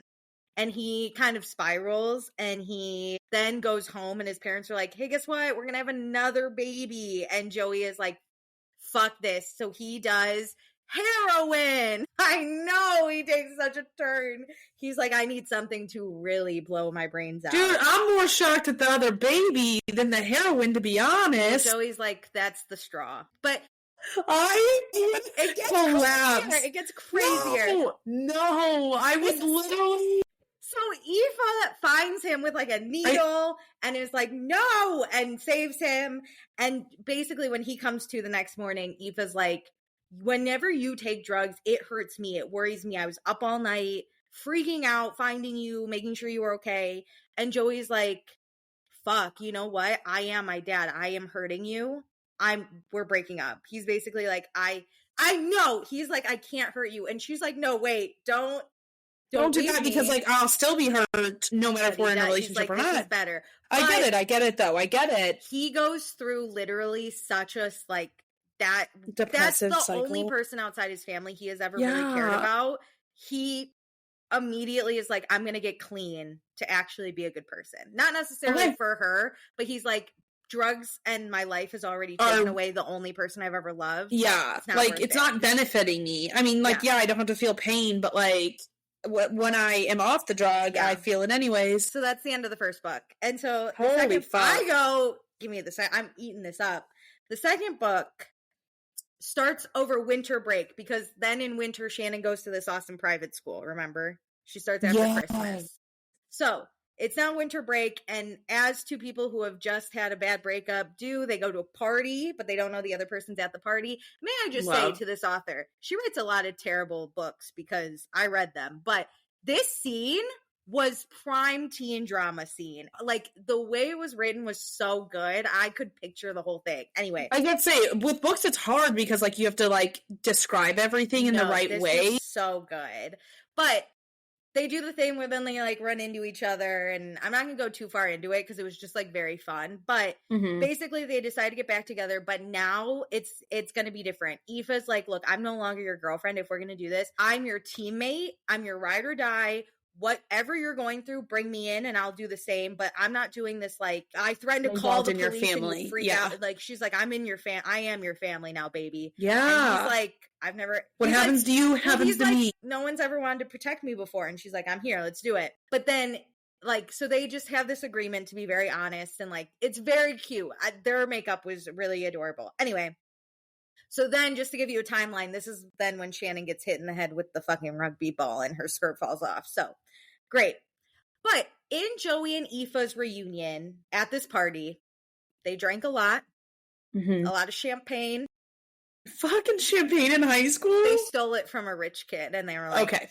Okay. She threw up, but they were back together, so they're having sex, but she threw up the pill that she was taking. Yeah. So now, a few weeks later, her best friend's like, or maybe it's like a few months later, her best friend's like, yo, you haven't had your period for a while. And she's like, wait. Oh, no. So Aoife's 100% sure she's pregnant because she takes some tests. But she doesn't want to tell Joey because she's like, that'll freak him out and cause him to take drugs. So she doesn't tell him. I know. And I get it. Because again, this is another kid to start, like, basically like a timeline on, like, because now he has being to kind of spend money stuck on in this town. Kid. Yeah. Also, Joey is... like, kids on anchors, but, like, it is an avenue of... At 18, your senior year, come on. Like, every kid's a blessing, but it does make life harder. The timing could be bad. Anyway, so Joey is still clean, and she's like, I don't want to ruin that, so we're just not going to tell him. But there ends up being a really bad fight at home that Joey was at work during, and when he gets back, Shannon is beat, and what he hears is that the mom tried to, like, defend Shannon from the dad. The dad hit the shit out of the mom, and then they both left separately, but they both, like, left the house. So now Joey's like, they never both leave. What do I do now? You know? And so, is the mom still pregnant? The mom is still pregnant. Okay. Yeah. Okay. So he's like, fucking cunts, these two. I swear to God. So he and Shannon are sitting at a table, and Aoife's there too, because Aoife's a team member.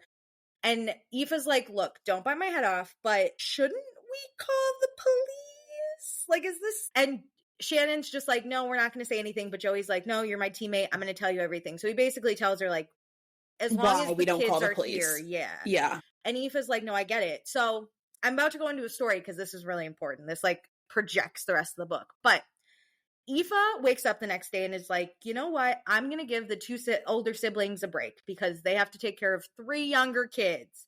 So she takes the 3 younger kids and she leaves Joey a little note that's basically like, hey, you and Shannon have a day together. I'll take care of the kids. I've got the kids. Take a little break. I bought groceries, so don't worry about money. And she's like, I just will drop them off at this time before I go to work. So be home by that time. And Joey's like, she's amazing. I'm so in love with her. This is what having a teammate's like. Yeah. But then when Shannon and Joey are out doing their little like fun day, Joey gets a call from his dad, who probably saw the note. No, who says, hey, I'm at the hospital. Your mom had a miscarriage. You need to come take care of her. And Joey's like, that's where she's been? You hit her so hard she had a fucking miscarriage? And so he drops Shannon off at Johnny's, her boyfriend, and she's like, okay. So he goes to the hospital, and the dad but again, he's like parentified. Why does he have to deal with this? No. So I understand like going to see your mom because she's like in the hospital, but because you love her. But that's the thing is like, it's all on him. And he shows up and the dad's basically like, okay, I'm going to go drink now. So he leaves. That's the thing. Yep. He's not a replacement for you. There it is. In all this hullabaloo, Joey doesn't call Aoife. So she calls out a sick at work and she's like, I guess I'm babysitting. I didn't even think. Yep. I didn't even think. Oh, it gets so much. So Aoife's just like, I don't know where the fuck anyone is. So she's probably like at his house too. She's at his house. She put the kids to bed. She's cleaning dishes. And she hears the door. Hey, also, fuck you, Shannon, though, because, like, you also should have returned. Shannon didn't know. Joey didn't tell Joey Shannon. never went. He was just like, I'm going to drive you to Johnny's. Yeah, he's protecting. It was like Joey needed to be back there to get the kids. Okay. So, So, Aoife's doing dishes. She hears the door, and she's like, fucking finally, dude, you're so late. But then hands grab her that are not Joey's. It is the dad. Yep. And she is like, get the fuck off me. But the dad's a big, strong dude because he's beating the shit out of everyone all the time. And he pulls down her pants, smashes her face into the table, starts unzipping his. And thank God Joey walks through that goddamn fucking door. I'm so happy she didn't get rid. No. Joey beats the absolute fucking pancakes off his dad. I don't even know if pancakes is the right word, but he pulverizes his father and is like, don't fucking touch her. But I was gonna say, if she got raped by his dad, if I got raped by my boyfriend's dad, I could never date him. No coming back. Even this is like a lot. So she rightfully is, but Joey, no one knows. I know. I'm just saying that if it did happen, like I would have to give my baby up for adoption. Like I couldn't live with this life. I'm sweating. Okay, so then. Do you see why I had to tell the whole story about how Aoife was alone? Okay, so Aoife rightfully looks at Joey and is like, get me the fuck out of this house. But, like, we also have the children to protect. Well, no, Joey's like, yeah, I'm getting you the fuck out of this house. And she's like, he's trying to be like, I'm so sorry. And she's like, just drive me home. Don't touch me. Like, she is just. I get it. She was attempted rape. She's like, I need some space. It could have been anyone. Don't touch me. I just need a minute. Yeah. Joey drives her to the police station and is like, I will go against my parents. I want them locked up for like. He goes, I know I was trying to save my siblings, but this was the straw for me. And she's like, it's a little bit different if you're just getting slapped around versus like rape. That takes it to a whole new level. Yeah, but this he would still destroy his family, but he doesn't care. Put these siblings in the system. This was way too far. Yeah, and he doesn't even know she's pregnant. But Aoife's like, no, because it's 2005 Ireland. We don't believe women. And she's like, and nothing even happened. And Joey's like, so she's like, drive me. If you fucking care about me, drive me the fuck home or I'm walking. And so I just want to go home. He does. And he is trying to really be like, and I get it. It's traumatizing for the both of them in different ways.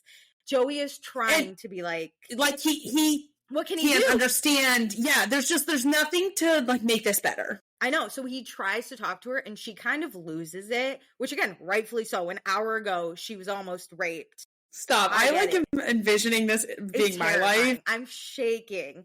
So he like, whatever. She snaps and she looks at him and goes, I wasn't even supposed to fucking be there. I was supposed to be at work. Like, this is your fault. Well, she kind of blames him. She very much says, like, you didn't call. Because, like, she doesn't know why he's there, right? Or, like, why he wasn't there? No, she has no idea. Yeah. But so also, it just feels like him and Shannon were having a good time, and then she basically is like almost raped because he wasn't on time. Yeah, but also like even if she's not blaming him, what is there to do at this point? She is processing what just fucking happened, and Joey is like, no, I know, I'm sorry, something came up, I'll explain, but like I am so sorry. And she's basically like, dude, he can do no right. You remind me of, she says, like, you remind me of him, you need to leave. And that hits Joey. And though Aoife didn't mean it in the way of like, you are like him, it's like, I need space to come down from this terror. But Joey, obviously, that hits hard for him. And he's like, you're right. And he just, he's like, I'll give you the space. So they go separate ways. They're still in love, but they need a break. I'm unwell right now. I know.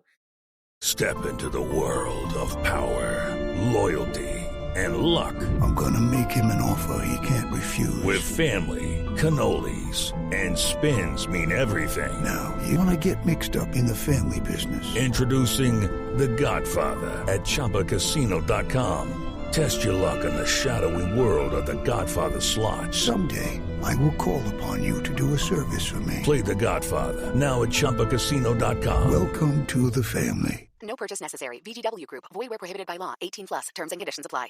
So then Joey obviously goes back to drugs at this point. He is... there's no other option at this point. Him and Aoife do talk, and I'm going to gloss over it because it's hard to describe, but I did like the way they came back to each other. Mm-hmm. Like, Aoife apologized for what she said, was like, I didn't mean it that way. Joey understood, and like, so they talk, and Aoife's like, also, you should stop doing drugs. And Joey's like, no, not now. Like, I need these too. She catches him in the bathroom snorting heroin. Yep. And that's when she kind of snaps, and she's like, you can't do this to me.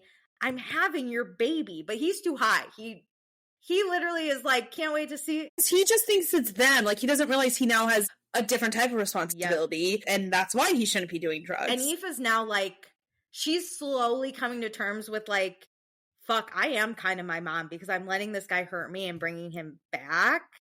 Like, she was like, fuck. Like, she just put up a wall on the cheating, but there's other ways to like let people hurt you. And kind of like, she's also like, I have a baby to protect. So it's weird. So she tells him, but he's too high to hear. But you know who does hear is Aoife's stupid ass fucking brother. Because it's in the bathroom. So he hears, and he's like, my sister's pregnant with this loser's baby. And so he tells the whole school. No! But not Joey, because I know, it's your own sister. But then they're in math class. I don't know why I remember it's math class, but they go to math class together, and someone brings it up. And it's like, Joey's really good at multiplying. And Joey's like, wait, what? Stop. That was fuck? It was so bad. It hit hard, though. I was like, woof, that was a way to bring it up. That's wild because she did tell you, but you didn't, like, absorb it. And so then to basically be told by other people. Well, for your brother to tell the whole school. And no, I know, but I'm just saying, for him finding out in, like, a math class, my brain would break. Well, Joey's like, the fuck? And Aoife just runs out of class. And Joey's like, wait a second. And Aoife eventually tells Joey. And Joey obviously takes a minute to process. Right? He's also coming down from his heroin high because this was the next day, but I guess it lasted a long time. I've never done it. No, I've never. But I'm assuming because she described him as like, he looked kind of terrible, but he wasn't high that day. So gotcha. She runs home. He takes a few minutes to be like, hang on. And then he goes after her and is basically like, I know I'm a lot of terrible things, but I'm not a terrible father. I have raised children, and I will be here for these kids. Some children. He's like, if I'm anything, I'm a good father. It's like, it's not him that's the problem. It's that he's tied to terrible people. And so, like, how do you get yourself out of this situation? Because you feel all this guilt because of your, like, siblings. But, like, at a certain point, I'm so sorry, younger kids. You gotta put yourself first. You and me right here. I get you. Okay. So, okay. My God, I need to go to therapy again. So I went to therapy before we recorded, and now I need to go to therapy. So Aoife's parents obviously find out. They're basically... The dad is like, you can keep your job, but I hate you now. And Joey's like, rightfully so. Yeah, I mean, he knocked up his daughter, like... but they call Joey's parents. So as you can imagine, Joey gets beat the fuck up. No, this is just like what happened with Shannon. With a belt. I know. Joey gets a belt too. It's crazy. Anyway, oh my God. It's funny you should bring that up because then comes Joey's not even Shannon's recovered. beating. Shannon is almost dead. Beaten to a pulp. Lung, y'all. That's what happened to Shannon. She had a collapsed lung. But reading that scene from Joey's point of view was heartbreaking. About Shannon's beating? Him walking in and seeing Shannon like beat to a pulp, and then the anger he felt towards his dad, but then seeing Shannon like throw up blood and he's freaking out, calls Aoife, is like, I need your car now. Aoife, luckily, right down the street, comes over. She described it as literally the Texas Chainsaw Massacre. And I'm like, I can't even picture. She said she couldn't even see Joey's face. It was so beaten. And she's like, and then this girl's throwing blood up. So they drive her to the hospital. Everyone lives, don't worry. But what we didn't know from Shannon's point of view was Joey was also admitted to the hospital, and Aoife was the only one there. Mom never came to see Joey. Stuck with Shannon the whole time, which I understand. It's because the older brother came to Shannon's room, and like I would think that Joey would be there, so it makes sense why Joey wasn't there. Well, Joey was there, but that was later. No, but like he also was in the hospital. Like he's dealing with his own shit. He's dealing, so Mom never comes, which they're in the same hospital. You could really quick leave Shannon to check on Joey. Yeah, but the doctor I tells hate the mom. Aoife and was like, yo, this kid it's a miracle he's alive with the damage on his skull. So Aoife's like, oh my God, my baby daddy is struggling. And then Joey wakes up days later, and that's when his mom shows up with the older brother, Darren. And Darren's like, hey, buddy, glad you're alive. And Joey's like, no, you. And Aoife's like, fuck both of you. She's fighting for her mans. But Darren's basically like, we need to talk. So Aoife goes home. Joey and Darren go up to Shannon's room. Shannon wakes up from her collapsed lung. And Darren's like, I'm so happy you're alive. Here's the dealio. Dad's missing. He's on the run from the police. Mom, who's not a villain, only a victim of domestic violence, is ready to leave Dad. I don't believe it. Daddy Darren's here to make sure everything goes smooth. No. Here's the complex thing. We need to say that Mom was never any type of abusive and she's a great parent so that the whole fam can stay together.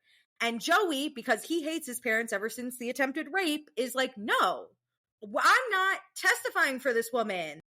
I'm not protecting her. And Darren looks at him and was like, thank you so much, Joey, but you're 18, so you're kind of irrelevant. And Joey in his head is like, irrelevant? I've been the parent. I've been the caregiver. Yeah. I, at 12, had to take care of this family because you left without saying goodbye. But Joey doesn't say any of that. Fuck you. So he just goes, fuck you, I'm done. And he leaves. Shannon, to her credit, looked at Darren and was like, you cannot say he's irrelevant. Shannon also just woke up from a collapsed lung, so she's like, whatever, I'll do and say whatever. I'm gonna lay here. I can't tired, do dude. much. Yeah. So Aoife comes back to the hospital. She's like, the fuck is my boyfriend at? He's gone. We all know where he is. He spends 8 days high on heroin, missing. In the drug den? Oh, man. Missing. No. Aoife, they cannot find him, though. They tried the drug den. We never know where he really was. He was just missing. So, dude, that would make me think he's dead in a ditch, but I know because you're only saying 8 days that he's not dead. It sounds crazy, but we're almost done. This is almost the end. We then see Joe. So Aoife's just freaking out the whole time. And she's pregnant, and she doesn't know where her baby daddy is. Oh my God. It's a mess. So we find Joey again when Shannon, who's now cooped up in the house because her mom and brother are like, you can't leave. Dad's missing. We don't know where he is. And Shannon's like, for years, this house has been a prison. You're not going to keep making this fucking house a prison. I'm going out with my hot boyfriend, Johnny. And so as they're leaving, Joey gets dropped off, like he's back, a high comatose. And Shannon's like, we have to take him. Johnny hates Joey because he's like, how could he let Shannon get beat? The love of my life. I know, but you, Johnny. I know, but he then, to help Joey be less high, tries to shower Joey to be like, I don't know where you've been for 8 days. And when he takes Joey's shirt off, he's like, oh my God. You have bruises too. And that's when Johnny's kind of like, there's more to this house than I even thought. Privileged little Johnny. Shut the fuck up. Well, Johnny's parents are millionaires. He lives in a mansion. But anyway, Joey sleeps off his high. He calls Aoife. Aoife's like, I'm just happy you're alive. Like, I need you to come back to me. I'm fucking pregnant. Can you show up? But Joey then meets Johnny's mom, who has an idea of what's happening, and she's a mom, so she's a little smarter than Johnny. And she makes... And she's a mom. She's a little smarter. She's smarter than Johnny. Joey's, like, point of view is very, like, why does this woman care about me? Because she's asking him questions. She's like, let me feed you. Let me take care of you. And Johnny's like, weird woman. Or Joey's like, weird woman, but, like, kind of don't hate her. But yeah. I don't trust we don't know a mom like this. Joey doesn't trust anyone. So, whatever. Joey, as much, him and Aoife, their love story is very cute, but Joey's in full-blown addiction at this point. Yeah. Obviously. Well, he's like mentally collapsing, so that just enables his own addiction. I know. And it's just like, there's nothing to lose. He just found out he's a dad, but that can't even settle in. I know. Because like... And Aoife's trying to really like be there for him because she doesn't want to push him away. Like, it's really cute what she does, just a side tangent. They sit by each other in class, and she always, every day, has a song for him, but it's always a song about how, like, he's hurting her and she just wish he would, like, there's very themed songs, and Joey knows, but he's like, I can't stop, it hurts too much. Like, he knows. It's very whatever. Anyway, then the family gets a bunch of letters from Dad, who basically says, hey, I'm actually at a rehab facility, so the judge will let me come back once I'm done. I know. And Joey looks at his mom and brother and is like, I fucking told you. He's not just going to go away quietly. And you think this is solving everything. We should have told the police. But whatever. So, great. Then Johnny's hilarious sometimes. He ends up kidnapping the 3 younger brothers because he saw they were home alone and Shannon and Joey weren't home. That's not going to help things. Well, he calls Joey and he's like, yo, I kidnapped your siblings. Can you come get them when you're done? And Joey's like, I was at fucking work, but okay. But the point of that being, like, Johnny's parents were both home and they meet the 3 younger siblings and they see how distrusting they are around Johnny's dad. How, like, when Joey shows up to pick them up, he's the authority figure. He's in charge. They're putting the pieces together. And the parents are like, we want to help this family, but we don't know how. So. Yes, the only good thing about Johnny is his family's money. Fucking family, I know. So then there's a big fight at Shannon's private school. Doesn't really matter. But she called Joey for help. Johnny was about to fight because that's all he does too. But he doesn't have an excuse because he was raised on love. I don't know why he's mad all the time.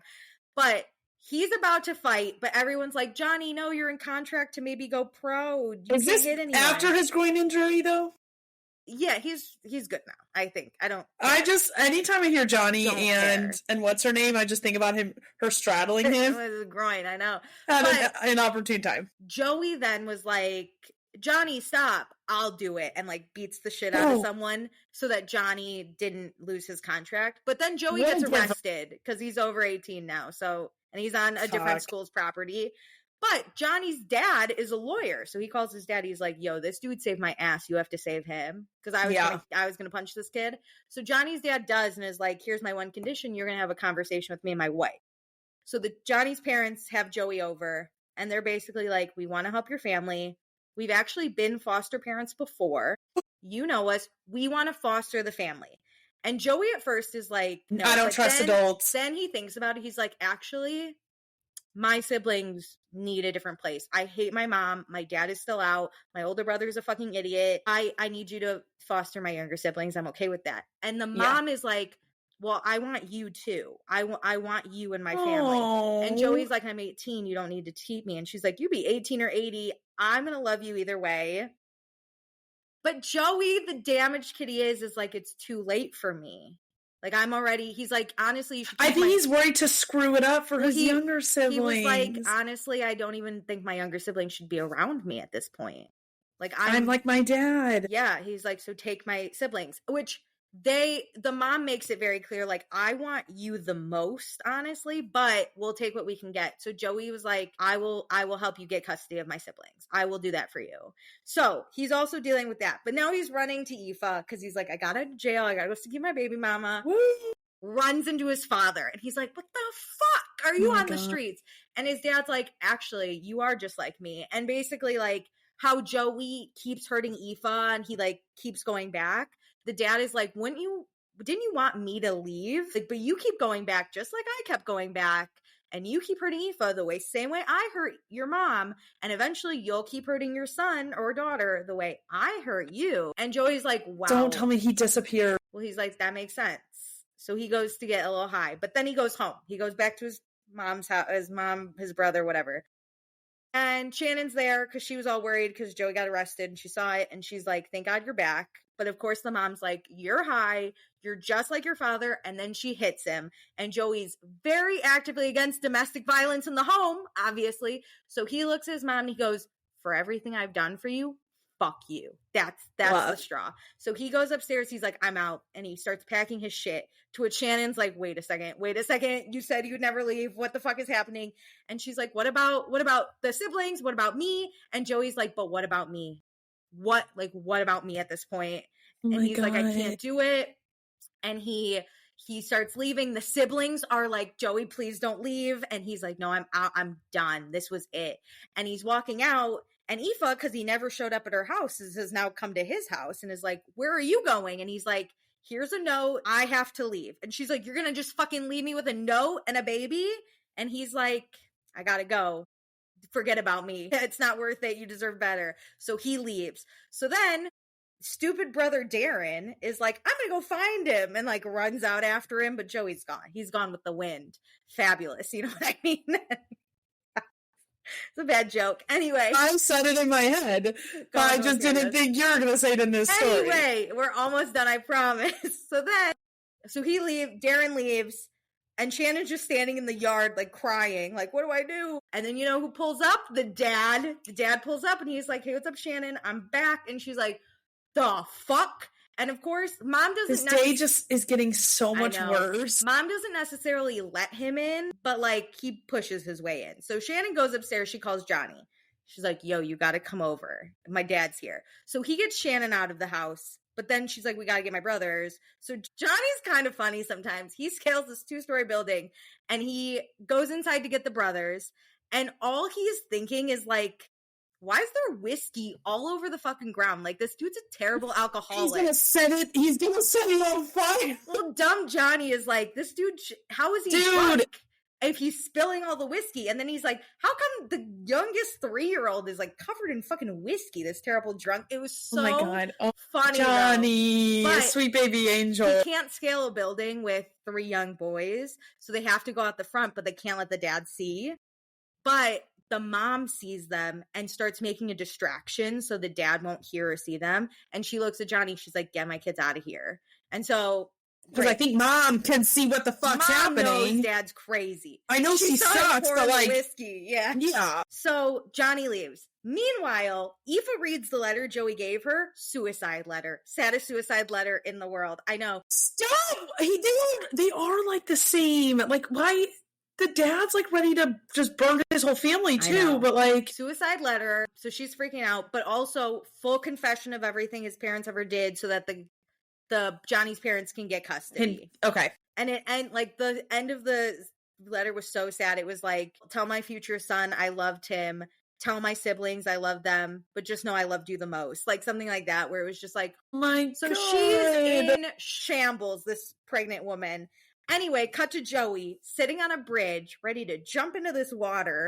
And then one of Shannon's best friends was like, hey. He's driving across no, she's on this bridge. And she's like, don't jump. And he's like, get the fuck out of here, Lizzie. And she's like, this is the bridge my sister jumped off of when she killed herself. And she goes, and if one person had just stopped to talk to her, maybe it would have been different. Oh my God, I have goosebumps. So she grabs Joe, because Joey's sitting, she grabs Joey's waist and is like, if you jump, looks like we're both dying, so make your decision wisely. And Joey is like, why are you doing this? And she goes, because I'm protecting Shannon from becoming who I am. She's like, when you jump, you not only die, you kill everyone you're with. And she's like, and I died that day, and I will not let Shannon die that day. And people hate on Lizzie because she is a super bitch, but that moment will forever be one of my favorites. Yeah. And so Joey gets off. Well, he's more like, fuck you, Lizzie, but he gets off. And he's like, fine, but he feels really bad. He left his siblings, so he's like, okay, I'm going to go back to them. Mm-hmm. So he goes back to his house, and the whole place is on fire. And he's like, what the fuck? And his neighbor is like, yo, your dad came home. And he's like, oh my God. No.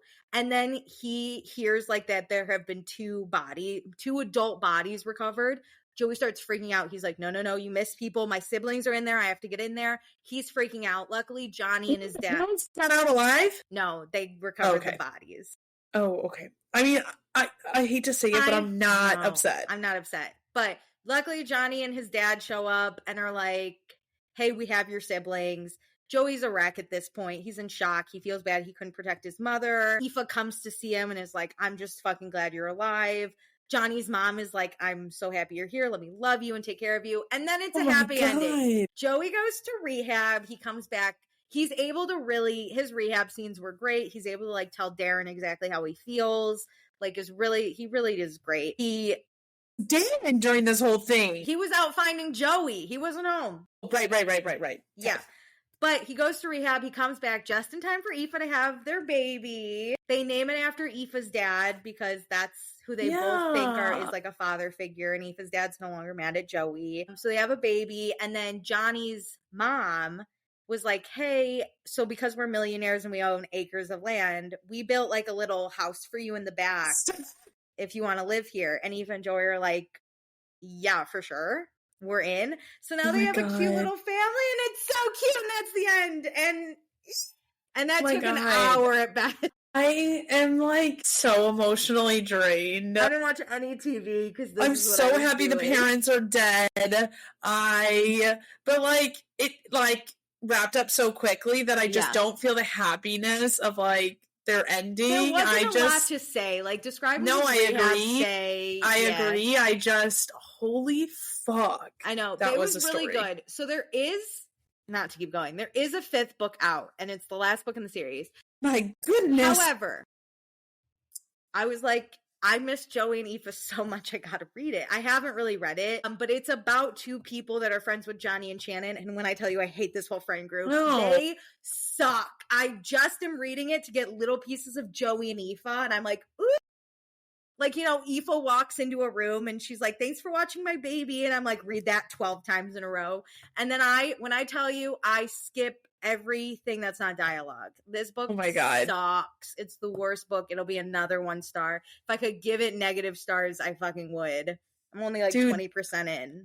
That's so sad. But Joey needs more books. Joey and Aoife need more books, but it won't be more dramatic, I feel like. That's the thing, is like there can't be more books because there has to be some drama. They're having a family now, so let them live as background You characters. want them to be peaceful, so they don't need another book. Yeah, background characters. Because now, like, Johnny and... because Aoife and Joey both failed their senior year, obviously, because they're pregnant. And okay, that makes sense, yeah. They are now... Johnny's parents are paying for them to go to the private school. So now they're kind of in this friend group, but not, because Joey's like a bunch of nerds. These guys, he's like a bunch of losers. Like him and Aoife are just hanging out, but Joey's just there. So I love when the group is like, what's our Halloween costumes? And Joey and Aoife are like, they're like, we're parents. We don't want to do this. Well, Aoife's like, I'm going to go get drunk.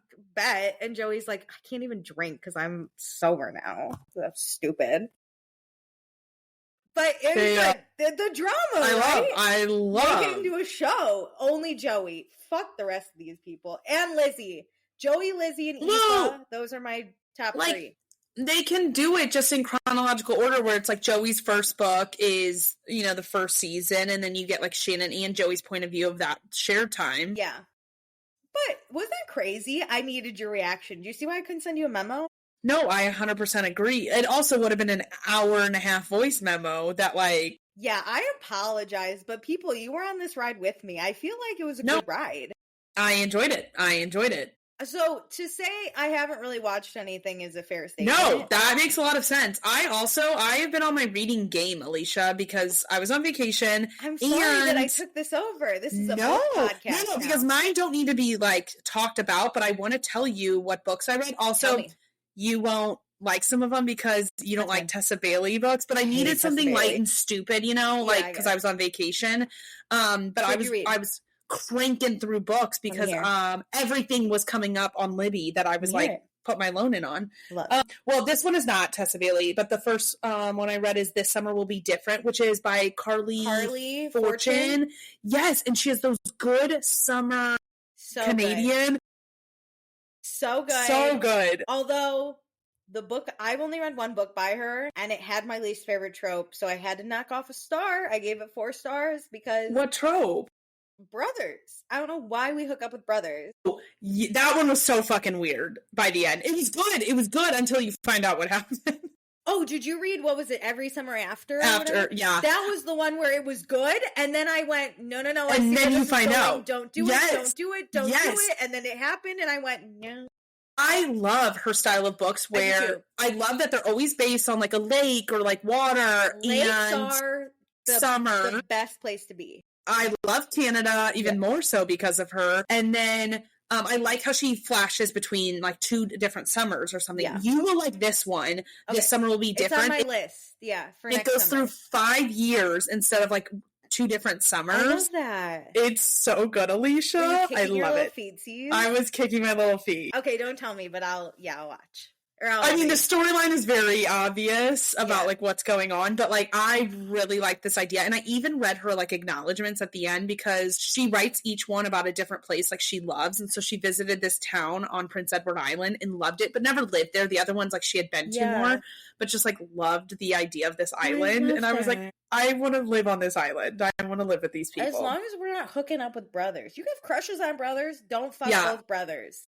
That's the thing is you can be like, which one should I choose? Yeah, but don't that fuck both I could be into, but like that's the thing. You cannot fuck both of them. That's crazy. Especially like, didn't she like lose her virginity to the brother? Yeah, and then ended up with the other one. It was so weird. And like kept it a secret, but then like the brother knew the whole time. You could even kiss both brothers, but if you slip a tongue, I'm out. You know what? I could get over slipping a tongue. The minute you have sex with a brother, it's the same with like the dad raping in your book. Yeah, it's like I can't get past. That's it. That's the exact same. I just that's identical. And you know what I'm saying. I do. Like the summer I turned pretty, I'm gonna hate it because I know she's probably gonna fuck both brothers. Okay, did she fuck Jeremiah? Okay, in the books, she waits so long to have sex with him that they never end up sleeping together. Oh, thank God! But they do other stuff. Deep down, they don't go into it, but deep down, she like I think knows she's not in love with him, and so that's a line for her. Oh, thank God we didn't fuck both brothers. But I don't know if it's going to happen in the show. I'm going to freak out if we fuck both brothers. They constantly talk about it in the book that like Jeremy and her are together. Okay, love that. But anyway, yeah, Carly Fortune, great. 10 out of 10. Love. Author. And then went down a rabbit hole of Tessa Bailey just because I had like saved a bunch and I knew I wanted just stupid little books. And so I read Wreck the Halls, which is like a Christmas book. I already hated the ending of it. It's like what happened? I'll never read it. So it's the premise is story. I'm sure. Yeah. But the premise is that there was this rock band and it was these 2 women and they broke up like right when they both got pregnant. So they both had kids and the kids didn't grow up together because these 2 women hate each other. So then the same premise dad? is these different dad. No. They're not siblings. They're just like in theory should have been like friends their whole life because their mom should have been in a band. But they never hung out. And at 16 they finally meet for the first time. But they know who each other are, obviously. Yeah.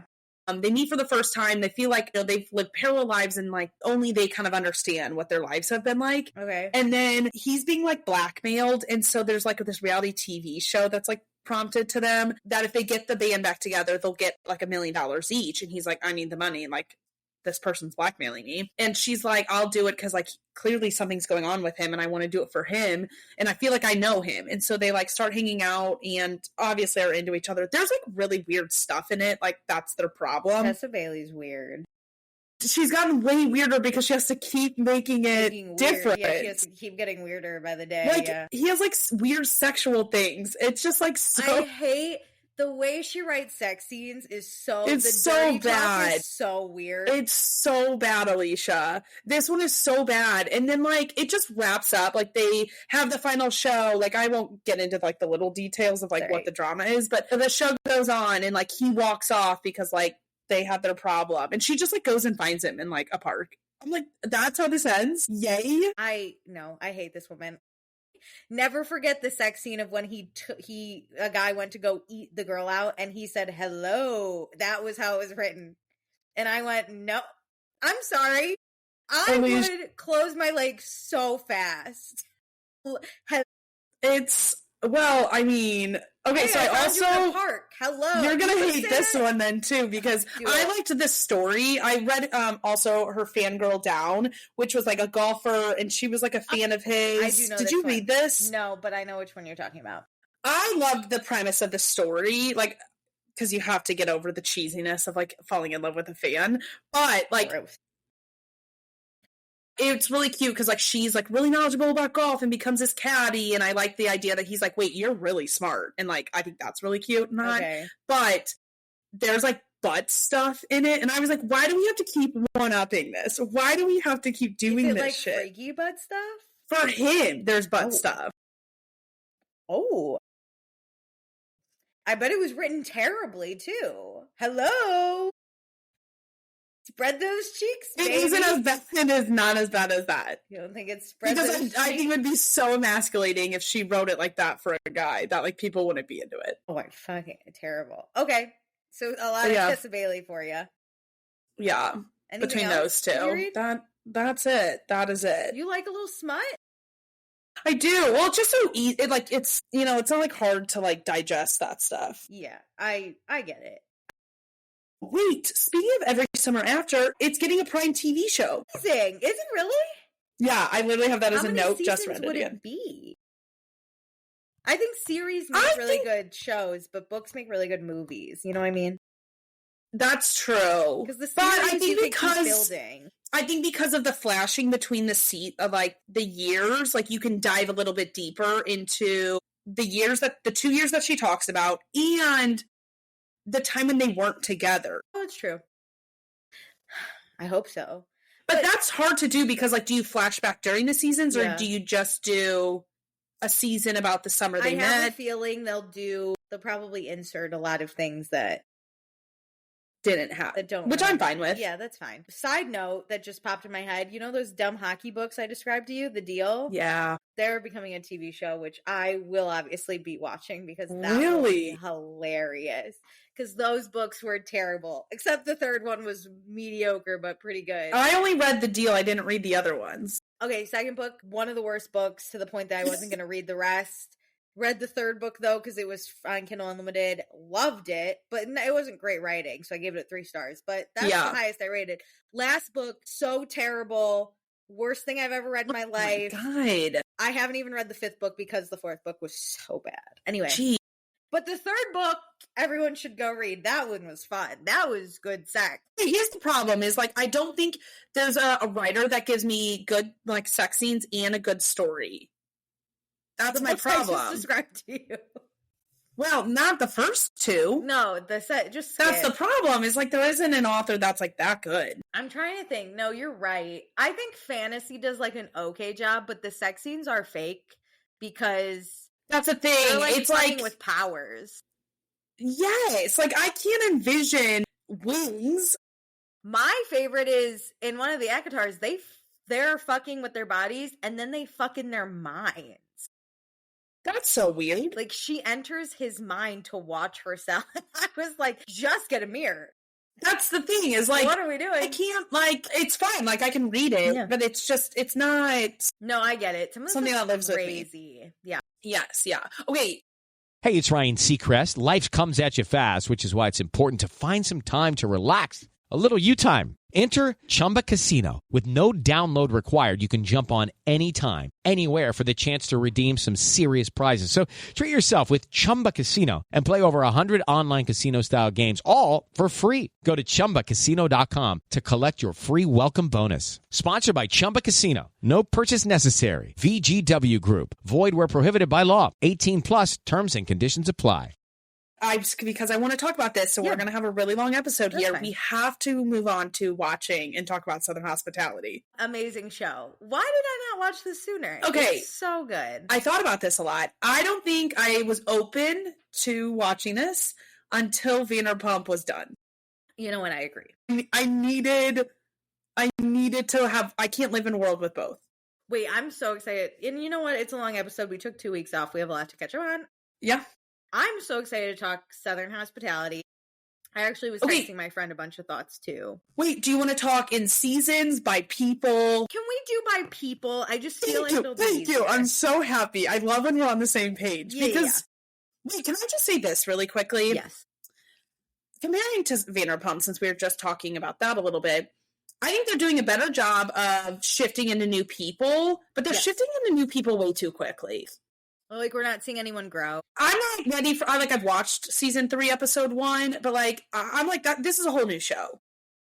I just think they're doing what Vanderpump's doing, where they're just like adding a bunch of people, but Vanderpump didn't do that until season 4 or 5. And I really liked season 2 cast, is all I'm gonna say. So I'm kind of sad. Was great. I wish they had gotten multiple reunions, because this cast was so good.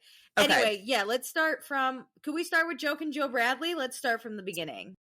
I didn't know Andy called him that until I saw the season 2 reunion. Joke and Joe Bradley. He is a mix of Tom Schwartz and Tom Sandoval, and I'll die on this hill. I think he's as toxic as Sandoval is. I think he's a little toxic like Sandoval and a little toxic like Schwartz. I think that I don't think he's as malicious, though. I think he does have and am I just giving them the benefit of the doubt because they're on the Bravo screen? Damn it! Okay. I don't like him. I clocked it. I'm saying he's great TV. Yeah. And I love to watch that. I do think he's a bit of it was after the reunion that I was just this is a bad show for him. He gets caught lying. He cannot acknowledge that he lied. He cannot explain any of himself. That's so true. That season 2 reunion, I was like, Luann. The fuck is going on? Not even about the Luann stuff. There's something that Andy was literally like, we have it on screen. It's about him. It was him talking bad about Emmy and Will. Yeah. I was like, why are you dying on this hill? I get lying about Luann. Listen, I get that. I totally understand. I'm not mad at TJ either, though, saying I'm 99% sure it happened. Yeah.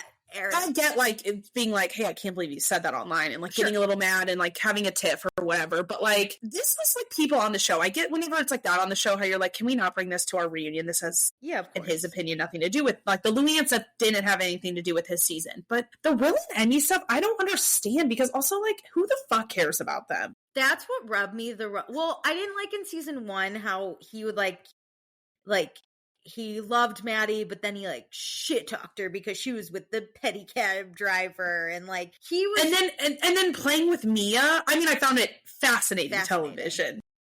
And then season 2, it was a lot of saying bad things about Will and Emmy, who I also don't really like, but then being Will, you are my brother. And then when he's playing both sides constantly with everyone. But then when Will was mad and didn't want to forgive him, Joe was like, well, fuck you then. And I was like, no, what the fuck? That ticked me off at the reunion, where he's like, well, then I don't want to be friends. He also and it's what? Weaponized incompetence with the balloons in season 3. He can't tie them properly, and then he can't. Balloons. When she cries, I felt that. I felt that so hard. Well, I would cry because you don't seem to care about the balloons. Well, it's I spent so much time, and you don't care that this meant a lot to me, and those balloons are personification of my time and energy. Yeah, he gives me bad vibes, but I will say he is one of the I texted you about it, the greatest scene in Bravo history. Alicia, did you clock it? He has 2 amazing scenes. The same. I kept my eyes open and did not look at my phone the entire episode, because you told me it was going to be a masterpiece. I think it was the season 2 finale. Yes. He is talking to Emmy on the porch at this 4th of July goodbye party for Will, and they are both crying, and fireworks just start shooting in the background. Tears. When you told me that was happening, I thought other people were going to come up and watch the fireworks from the rooftop. No. And when nobody came, I was like, the fuck is happening? It's just them. But I loved the shot of them standing apart crying, and Joe's his head's down, and then fireworks just go off in the middle of them. That was hilarious. Oh my God. And same with Maddie at the end, and she's like, I love fireworks. After screaming at somebody, weird. I'm like, let every finale end on 4th of July. She is the only sober person that I'm like, but you seem like you're on drugs. She's I love it about to fight, and then she's like, I love fireworks. Anyway. Alicia, when I started season 1 and she opens and is like, I'm sober. I've been sober for 12 years. I go, what? Girly. This is where I knew about these people a little bit. Yeah. But I knew nothing about these people. She's a sober DJ. Was I fucking shocked by her. Sober DJ. But my other favorite Joe Bradley scene was when Will gives his thank you for coming toast. And then all the boys except Joe Bradley go to hug him. And Joe And he's just stands watching right from behind afar. them, and he lifts his little champagne flute and cheers. I don't think it's a champagne flute. I'm pretty sure it's just a can. He's like, hey. He just lifts, but he looks sad, and he just lifts his beer to them, and no one's looking at him. No one's interacting with him. Everybody's not, focused on anything else. If that's not the best scene of television, I don't know what is. I think season 1, they were not great reality TV stars, but the storyline in their lives are chaotic. And then season 2, they knew how to make a TV show now. And so they did. They weren't it was just a little bit more refined. But season 3, I'm like, you're trying too hard to make a reality TV show already. Like, you're thinking about this too much. I mean, though, a little bit. But we'll see. We'll see what happens. It's still early. You're right. But let's talk Maddie, my favorite villain to hate, but I love her. I think she's... I can't decide. I hate her, but I love I'm obsessed with her. I love to hate her. She is this TV show. She is conniving. She is crazy. She is the Stassi, and not like the way we love Stassi, but in the like way the universe revolves around her. She is Stassi in this show, in this, like, because she believes she runs the bar. Like, I love.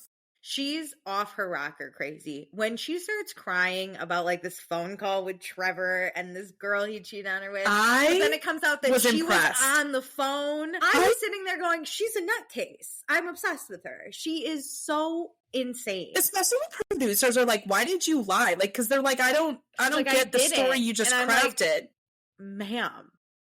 I was like, babe, you actually played that a little wrong, but I actually find that even more fascinating that this was not done well. She is delusional. Also, the fact that she's dating a pedicab driver was so funny.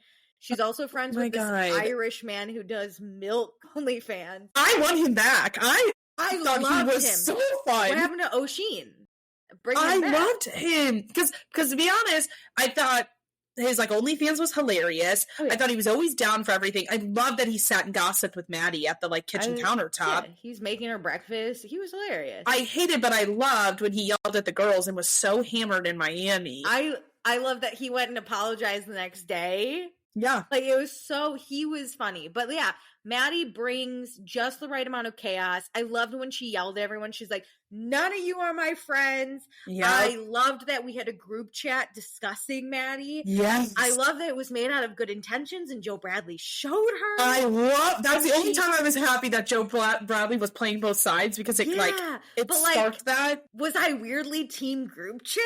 It was so weird. I didn't know who to root for. I didn't know who to root for on this show.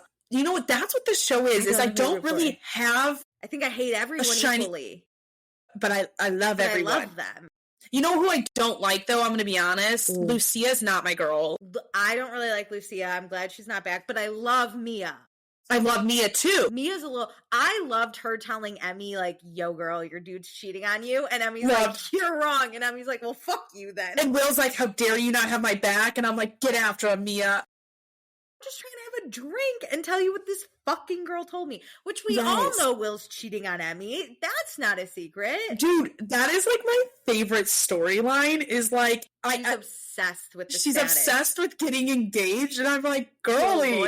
To a lawyer. Which, my God. Respect the hustle. You want to be so blind that you don't see your husband. But also, like, people online I've seen are talking about how, like, you know, just tying your wagon to a lawyer, it's not as lucrative as it used to be. And that's true. But what people aren't seeing is that it's his family already has an established law firm and they have money. So it's not him really becoming a lawyer. She wants the status of his title, like of his already established law firm. Correct. Like, it's not him being a lawyer for his money. Like, he's got the family money. It's that she wants the status with the title of him being a lawyer. Of course. And I'm obsessed with every second of it. Where was Will on January 6th? Does anyone know? Okay, also, like, Emmy, like, being worried about Maddie's weight when she's in her relationship, and then 180ing to become a psycho gym girly. Even Will was like, it's alarming how much weight she's lost, and I went, yo. She goes to 3-hour Pilates classes, which she does. There's no way she does. But he's like, you're at the gym for 3 hours. I'm like, you know something is wrong. You know something is wrong. She said she goes for a run, then she lifts weights, then she does Pilates. I'm like, babe, I can barely lift my coffee cup to my lips. Oh my God, my legs hurt thinking about it. This is crazy. Yeah, no, the two of them are crazy. You cannot convince me they are not MAGA a little. They also love that Will was shit talking her at Republic like a few months before season 3 starts. I think that's so funny. Will hates so her. Funny. Will hates her, but they are Katie and Schwartz. He doesn't like her. Yeah. That's their version. Like they are that but of this. She Katie never wanted Schwartz for his status or money because he had none.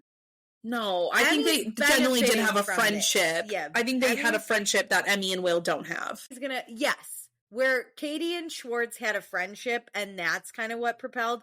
This is mutually beneficial. Emmy will be the stay-at-home mom. Will is like, she's hot, and we have good sex. She's very open to being the stay-at-home mom. She will run the law firm like the mom does. That's his mom, and Will can cheat on her, and she won't leave. We're good. Will in turn provide money, status, and a comfortable life for Emmy. Their storyline is what I'm looking forward to, is like if he had a live-in basically girlfriend at his law school and like got kicked out of law school. They're still together? That's crazy. She was all tweeting hardcore after the premiere of season 3 because everybody was like, oh, Will deactivated his Instagram, and she's like, actually he deactivated it months ago, and people were like he wanted to be able to focus on law school. And she was like, everybody was like, why not just delete the app then? Like, you don't have to delete your whole page. And she's like, calm down, girly. She's crazy too. She's like defending hard. She's off her rocker. Again, you're not going to convince me they were home January 6th. You have to prove to me that your relationship is good. That tells me it's not good. Yeah, no. I did love though season 2 that he had his broken shoulder or whatever, and he did not know what to do with himself. He was useless. He couldn't even bring home a buck. That's how I knew his family had so much money, because he's living at home, doing nothing, beep-bopping around town. I loved when he was like, I'm going to really miss my friends and my family when I go to law school. And his mom was like, and Charleston and the boat and the lake and the squirrels and even the garbage. And she's like, and Emmy? And he's like, oh yeah. That was obvious. She was in the friends category, duh, because that's all. We're barely friends. Hilarious. I don't know how to feel about Bradley. I don't think I hate him, but I don't think I hate him that much. But I take Maddie's side in I think Bradley was getting sucked off in the alley. I'm sure.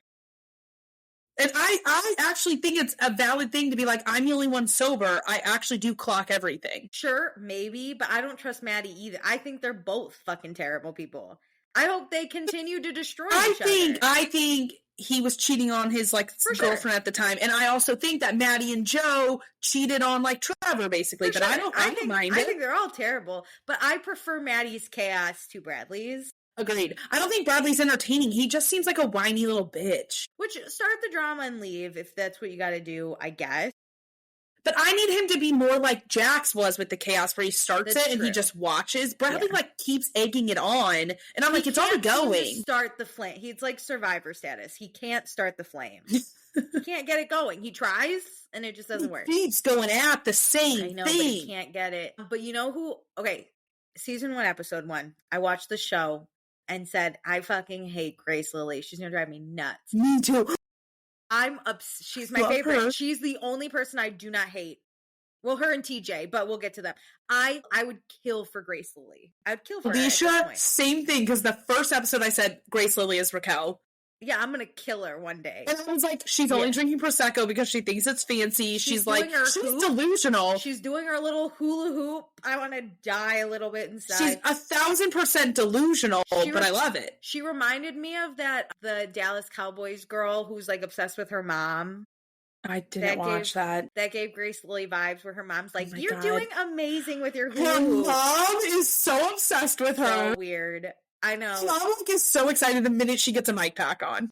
So weird, these two. But by the end of the show, wavy baby. I'm here for Grace Lilly. Okay, but I'm really sad she's not working at Republic. She could do better.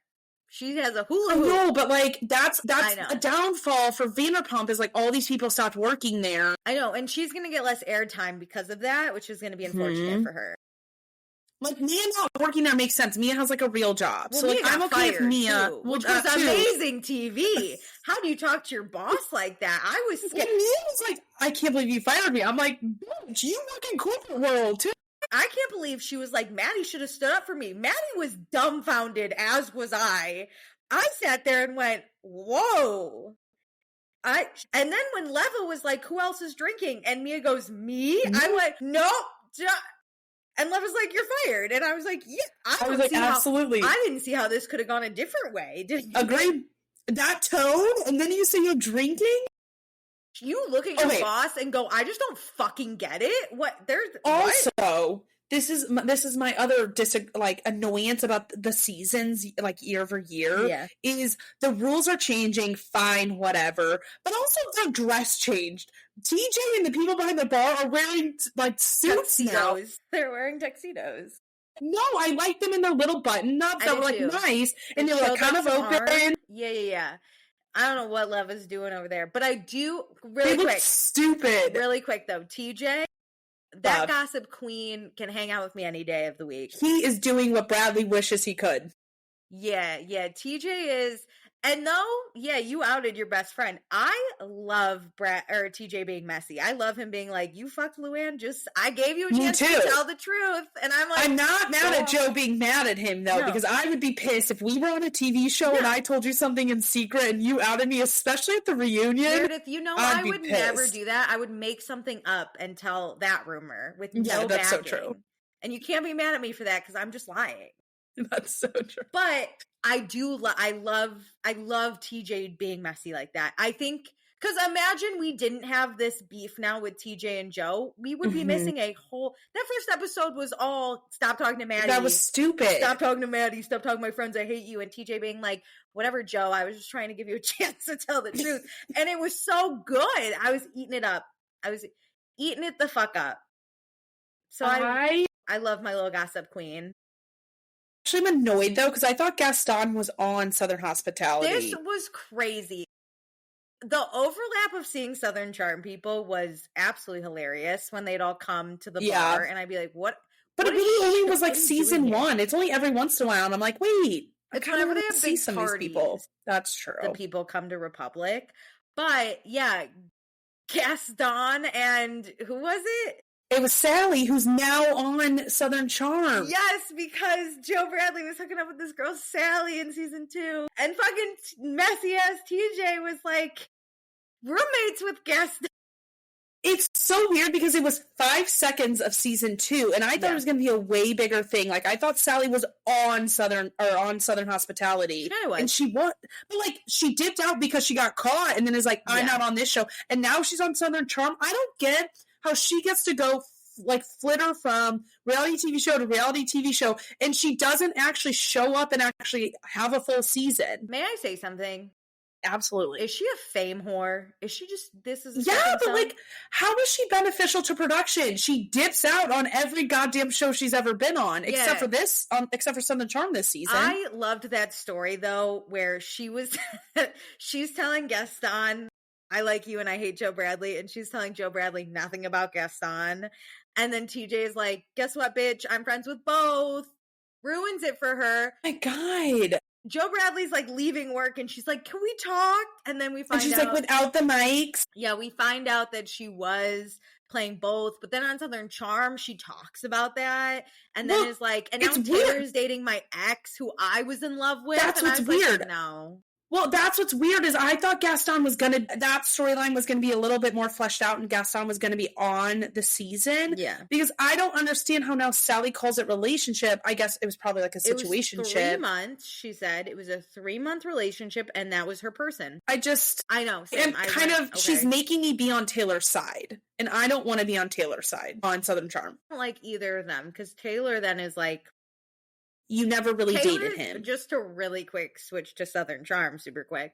Taylor is a weirdo because every time she sees Sally, she's like, hi, Sally, it's me. You don't have to be the first person to say hello to this girl. You don't even really need, you could do a wave. And nope, Taylor walks right over. You look so pretty. No, shut the fuck. You make me uncomfortable. No wonder Sally hates you. I'd be like, why are you talking to me? Dude, I don't understand Taylor. It's all weird. I don't think Gaston is anything to write home about. Am I wrong? No. Gaston's not even cute. I'd rather date Taylor's doing what Emmy is doing on Southern Hospitality. She's trying so hard to prove, what a relationship that is. She has a really good relationship so she can get that ring. Bing, bing. Also, like, fuck you, Shep. Because we know Shep's just going to whore around. He's the guy that has money that everyone's going to go for solely based off the money. And so Shep's always going to have a girl on his side. Yeah. Taylor's like, who can I find? This weirdo and how can I one-up him? Gaston, My God. French guy. When Shep was like, her family still loves me, yada, yada, yada, I was like, they don't, but I love how confident you are, and you are willing to say this in your interview chair. Oh my God, Shep is delusional. Should we just switch to Southern Charm super quick? It's a long episode. Absolutely. Deal with it. Ryan Seacrest here. When you have a busy schedule, it's important to maximize your downtime. One of the best ways to do that is by going to ChumbaCasino.com. Chumba Casino has all your favorite social casino games like spin slots, bingo, and solitaire that you can play for free for a chance to redeem some serious prizes. So hop on to ChumbaCasino.com now and live the Chumba life. Sponsored by Chumba Casino. No purchase necessary. VGW Group. Void where prohibited by law. 18 plus terms and conditions apply. Southern Charm is absolutely hilarious. I love every second. Let me look at my notes real quick. I don't even think I this took last notes. week's episode was the fight between Craig and Austin. Yeah, I don't care. I love when Craig was like, either leave or jump in the pool, and Austin jumped in the pool because it's a free pool. No, I'm not going to leave. Austin, I thought, left. Did he? No, that was Craig. Was it? Austin leaves and I thought Craig jumps in the pool. They're trying hard to like prove that they needed a drone, because then we got a drone shot of Craig swimming, which they used at the golf course with Madison. I was like, cut it with the drone footage. We don't need it. Weirdly, this episode felt kind of bad for JT. Not because of the Madison comment, but because of the Patricia bitch comment that he actually didn't say, but Craig. I know. I felt bad that Patricia's like, she's like, he didn't apologize for calling me a bitch. And JT's like, I didn't even know I called her a bitch. Believe him that he didn't call, we have footage, but like that he's like, I don't say these specific words. Like, I believe that was ingrained in him. But then Madison was like, I know you did. And I'm like, no, girl. It's because like people, again, it's like we talked. Craig or JT?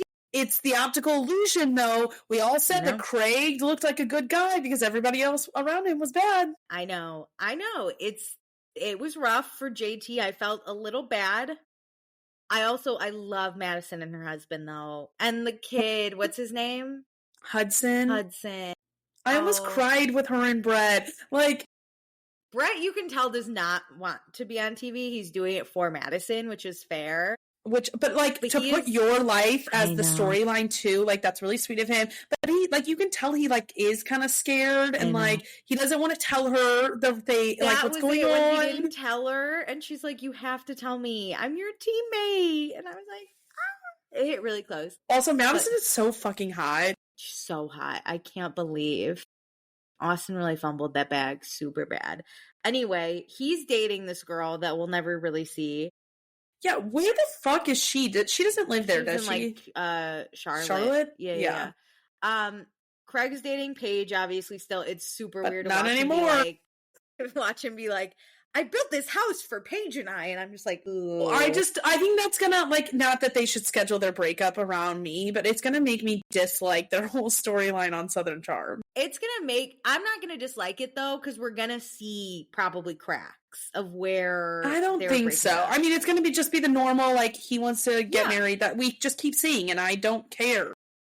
I care. I'm in on it. I know, but I don't want to eat chicken when I don't even have to believe that a relationship exists anymore. It's like hearing babe from Lindsay and I'm kind of in. I want to see the cracks if we see any. And then Shep cannot believe he is dating this beautiful exotic woman, as he says, which makes me want to die. My God. Just say you've never dated a person of color before. He's like, she looks like nothing I've ever seen. She's black, my guy. Yeah. She's from the Bahamas.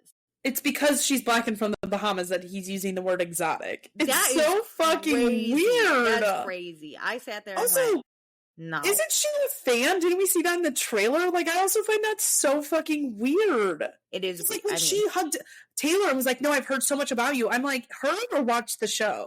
Oh, when she was like, I've heard so much about you. And Taylor was like, hopefully good things. And she's like, maybe. I was like, whoa, woof. Again, you're making me on Taylor's side, and that is not where I want to be. I was just like, people being weird to Taylor that I'm like, I feel weird for Taylor. Yeah. What do you think about Craig not being invited to Miss Patricia's birthday? Dude, I actually think it's so valid. If I thought somebody was going to be out of town and we just like weren't in the best place, I'm like, all right, no harm, no foul. Also, like, I know that for the show they hang out, but like, are you really that good of friends? Are any of them really that good of friends with Miss Patricia besides Madison? They text her, like some of them a decent. I think like Shep is like, he's known her so long. Family, like the family's been friend a long time. Austin's a newbie too. You're not. But here's the thing: he knew Miss Patricia before. I think it's that they like text and hang out with Whitney, who's at the house, so then they see Patricia, have that little small talk Craig with her. Is more like traveling and doing stuff, so he doesn't. Yeah, so like there's just no touch points with Patricia at all. Yeah. What do you think about Austin then being like, I miss my friend to Craig? I found because I understand Craig, because I think there is just a version of like just settling into life and like, I want to do more things at home too, and none of my friends want to. I get it. We all work at home too, so it's like, let's get out. But sometimes I'm like, can we just drink some wine and sit on a couch? I don't want to get dressed is my problem. So I am on a little bit on Craig's side of being like, I want to watch the game at home. I want to do this. But I understand Austin also saying like, why can't we also go out? Like, you can play golf with me on Sunday. And Craig's like, I want to garden on Sunday. Dude, do it any day. You are a content creator. All day, yeah. Yeah, like, I understand if Craig's like, hey, I can't do a standing golf every Sunday. But you could go golfing this Sunday. Yeah. I understood both because they're in different phases of life, right? Like, Craig's basically wifed up. He's just waiting for Paige to move. He's built the home that he loves and wants to hang out at.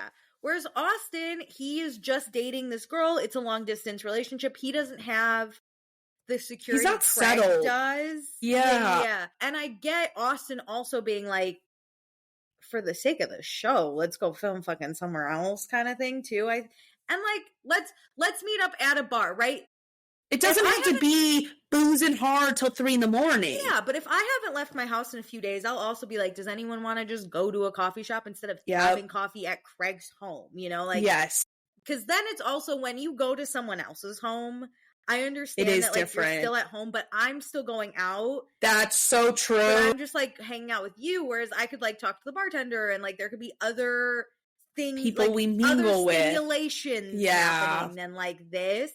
That's true. So I get that, and I do think Craig is also in a very different stage. Like I said, he's also not drinking a ton, and he's working out, and that's great.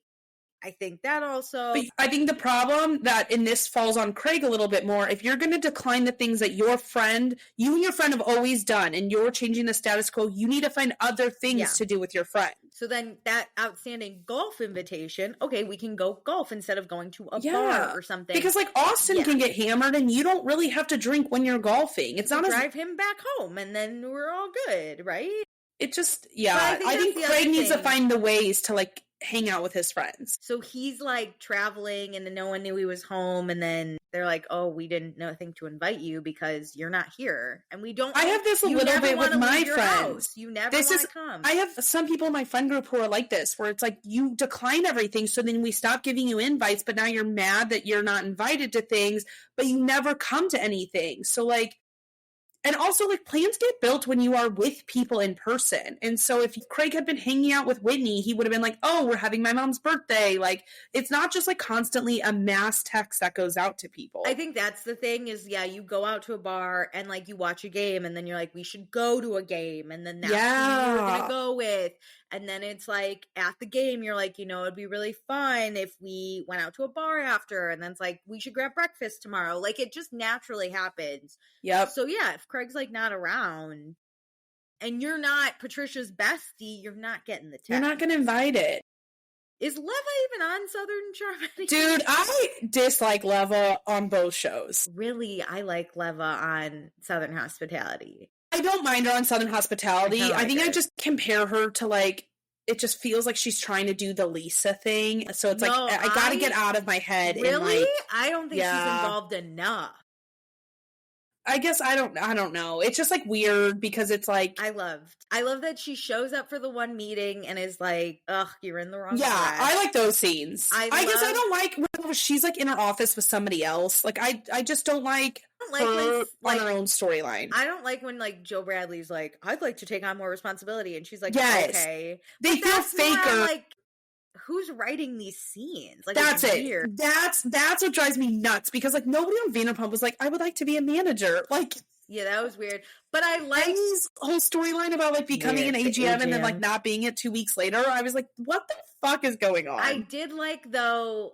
Like Leva arguing with Mia was crazy amazing. Yes. Yeah. I like that Leva's like at the parties and then we'll sometimes be like, why aren't we working? Why are we That's talking? true. That's true. It's like they're forcing some scenes and I dislike those. And I like that we're not going to Leva's house on Southern Hospitality. We saved that for Southern Charm. Okay, but like I just need her to not be, because like is she still a full cast member on Southern Charm? I don't think so. I think she's moved on more to like producing in Southern Hospitality. I think that's what I didn't like is like she kind of has sat in an in-between role kind of because she's doing these integral conversations with like JT. She's becoming kind of like a producer's plant in like sitting down with some people because they just need somebody to sit down. And I'm like, but you're not actually involved in this group like this. You should just like I pop in every once in a while. She's like like Rodrigo kind of shows up. I think she's like that friend, which is fine because I think Leva's busy doing her own thing. And I don't think she cares that much, but I think she cares enough to be like, let's start some drama and then I'll see how it shows up. I think this cast is evolving though. So it's like, it's weird that she's on a show with somebody she used to employ, like Sally and the Leva dynamic. See, it's like getting weird for me but now. I don't know if I like Sally for Southern Charm yet. I don't. I just believed in Leva when she hung out with Vanita and Naomi and like I just don't see I agree. Leva with this group. Leva's evolving. I think she'll eventually probably leave.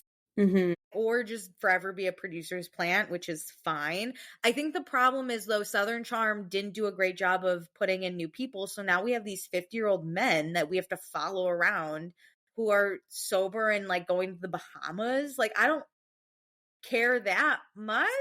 This cast is so disjointed. It does not make sense. They're not friends. Madison's not hanging out with Vanita and Leva anymore. Vanita's, I don't know, hanging out with only JT.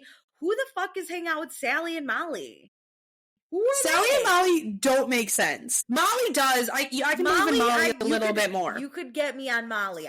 I'm kind of in on Molly. But because of Molly is Sally's connection kind of into this group, it tanks Molly. Yeah, well, that makes me care. I don't care about Molly yet. What makes you think I care about her friend? Yeah. That I saw for 5 seconds on... Put her back on Southern Hospitality. Let her start more shit at the hostess stand. What are we doing with these adults? That's the thing is like adults. Now that I've watched Southern Hospitality and Sally was on it for 0.5 seconds, like she's not beloved. She's like, a child. What she's are you doing nothing here? to me. She is Laura Lee. Like, can you imagine if Laura Lee went to like Real Housewives? You're a child. Go home. I do though. I wish we just got like another like guy for Austin almost, because I think Austin could go out and have fun and like do all that. But I don't want to see like Shep doing it with him. Well, Shep's going to the Bahamas and Craig's at home, so Austin needs, and it's not gonna be JT, but their beef is funny. So keep JT for like the beef, but like you know what? That's Austin why Ryan was a bad pick. He's like been in it like just in the shadows because he was at Patricia. He's Patricia's friend or he's just or something. Yeah, it's just this like gay guy, but like we need a bro hanging out with Austin. I need a bro to put on a backwards hat and drink top lop at the bars with Austin. I need them eating wings and I don't know, getting into trouble, right? Because golfing, like doing the just random shit. Paige on my screen, like Paige and Craig sitting around a bonfire doesn't do much for me. But then you also, Madison's home life is interesting, but she's fun with Whitney. She's almost like the new Cameron, so that's fun. That's so true. I actually love that. I was so mad when they were like, where's your husband? I'm like, no, he doesn't need to be at this birthday dinner. She rides solo so well. Yeah, but like she's not friends with Taylor. She's kind of friends with Anita and Leva. But, like, Leva and Taylor are also kind of friends. Like, Vanita and Taylor are kind of... Yeah, like, I need Vanita to be back more. They're all kind of friends, you know? And I miss when we were doing Thanksgiving and arguing about who was Thomas Ravenel's fat friend that cheated on his wife. I'm making fun of him because he was the worst, man. JD. And I say fat because he was ugly inside and outside. He was the worst. But like, it was so good. I missed, like, the girls' camaraderie of, like, Naomi, Danny, Catherine, Leva, and they all sat there and fucking ragged on this dude. Mm-hmm. And Chelsea, and that's I the thing. They're all just, like, I felt that friendship. Like, do, but they're not, like, connected together. They're not a friend group. They have a bunch of friends that know and people who know each other. It's all one person, one-on-one beef. I want, and then the boys. But, like, amongst the girls, I want this, like, 2 versus 3 or all versus the boys or, like, that was fun. Because Craig, Austin, and Shep aren't really that good at friends anymore. Even last season, didn't we go to the, like, Frank Lloyd Wright house thing, and they, like, were all on this trip, and they were all, like, screaming at each other across the table. Yeah. Craig was really losing it. Like, I want multi-table beef. That's it. I need us all to take sides. I need someone to cheat on someone else. I need us to date each other. I need Austin to fall in love with Shep's girlfriend. Like, I loved that. We just don't have that anymore because the 3 boys really aren't that good of friends. One of them's in the Bahamas. The other one's shacked up in his house gardening. The other one's just trying to drink a beer. Then you got JT, who's on a cane currently. Madison's worried about her sick husband, which is fair, but she's not hanging out with the girls. Leva's running restaurants. Vanita's, I don't know what she's doing. Hers will heighten with the JT bullshit later. And then Taylor's dating a French man, and then you have these 2 new who girls. won't be seen on camera, really. We just get his FaceTime because he's in sales or something. I don't care. But then you have these new people. One's Patricia's friend that I never even see a name tag for. The other is a girl who's hooking up with Whitney, kind of. So I'm in on that a little. It's not actually a storyline. It was just dropped once. But I'm kind of interested in her, but I don't know her well enough. And then she brings me this child of a friend that I couldn't care less about. It's only here. Fucking Joe Bradley. That's the thing. It's only here to, like, poke at Taylor, but, like, her boyfriend's not even on the show. So why do we care about a girl who slept with her boyfriend who's not on the show? This is why you should have recasted Olivia, because Olivia would have brought you drama with Taylor. She would have brought you drama with Austin. She would have shown her boyfriend, now fiance. She would have shown her boyfriend, now fiance. Austin would have still been in love with her, so that would have caused some fun drama. Craig and Olivia were kind of ish friends, but also not really. Shep and Olivia became close because of what happened with Austin and Taylor, so they could have had a friendship, which could have caused more beef amongst the boys. And Olivia would have brought Madison, Leva, and Vanita together. True. That was your glue. You got rid of the glue, and you brought in Joke and Joe Bradley's ex-fling. Like, how? Every time you call him Joke and Joe Bradley. I will never not. Joke and Joe Bradley. It's just funny because, like, he obviously calls himself Joey Bottles on the show, so then Andy calling him Joke and Joe Bradley is so funny. It's just, and then, like, I don't know, we didn't even touch about, like, the Danielle Luann shit. That was crazy. I don't know how I feel because I find it so funny when I just watched Southern Hospitality. Loved, though, Danielle and Joke and Joe Bradley. I thought that was hilarious. I did too, but I also, like, love the spiral down with Luann involved. Like, I just love the storyline. Well, I love that Danielle was at that Watch What Happens Live and then tracked his phone to Luann's apartment. That's great. That was amazing. And I know Danielle's not on the new season of Summer House, but, like, someone tell me this. But also, she made the trailer, though. Not too. No, but, like, the more I know about Joke and Joe Bradley, I'm like, this guy? This is the guy Luann's yeah. Luann made him sign an NDA because she was like, don't tell anyone. Danielle, why'd you pick this guy now that we know who he is? And also, Luann, what the fuck? Well, Danielle had just she was broken up with Robert. She was on the rebound. Joke and Joe Bradley gave her, we know Danielle. She's going to walk right up to you and be like, are we fucking or not? I'm in. Joke and Joe Bradley was probably like, this is amazing. All I did I know, but can you imagine the spiral down on, like, a Winter House season? Had they filmed God. Winter House, Wait, who was that guy? Alex. Oh my God. Danielle's messy. Yeah. I would have loved every fucking second of, wow. Because then we could have, if they had been on like a Winter House season, we could have had a reunion where we had truly addressed and rightfully addressed a Luann hookup. Luann's not signing that. You cannot talk about that. She called her lawyers next morning and said, I made a mistake. My God. We need to stop this kid from talking about me. No, I think Luann likes it being talked about. But she'll never confirm. She's so money can't buy you class. She's not going to talk about it. Ellie, oh my God! Wait, side note. I know we're so over, but I have to tell you this. So, Studio 3 in Chicago had a workout class that was titled. Wait, it was titled Bravo Celebrity Bangers Housewives Edition, and my friend Allie sent it to me and said, I feel like you would really like this theme. And I was like, you have to go to, I know you don't know Housewives, but you have to go to the class. She goes, what kind of music is it? And I never responded. And I just said, she went. No, but I just said, I can't believe that if I said to you, money can't buy you class, you wouldn't know what to do next. I can't believe she wouldn't know to say elegance is learned, my friend. Or if I said it's expensive to be me, she should respond with me, like it's very simple.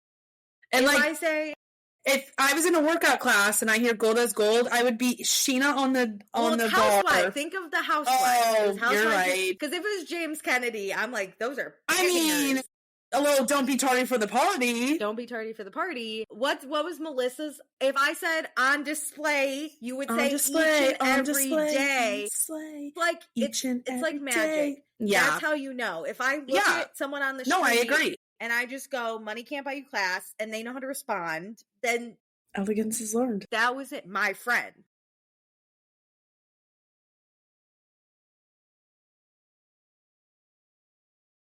Which one? I'm going to look.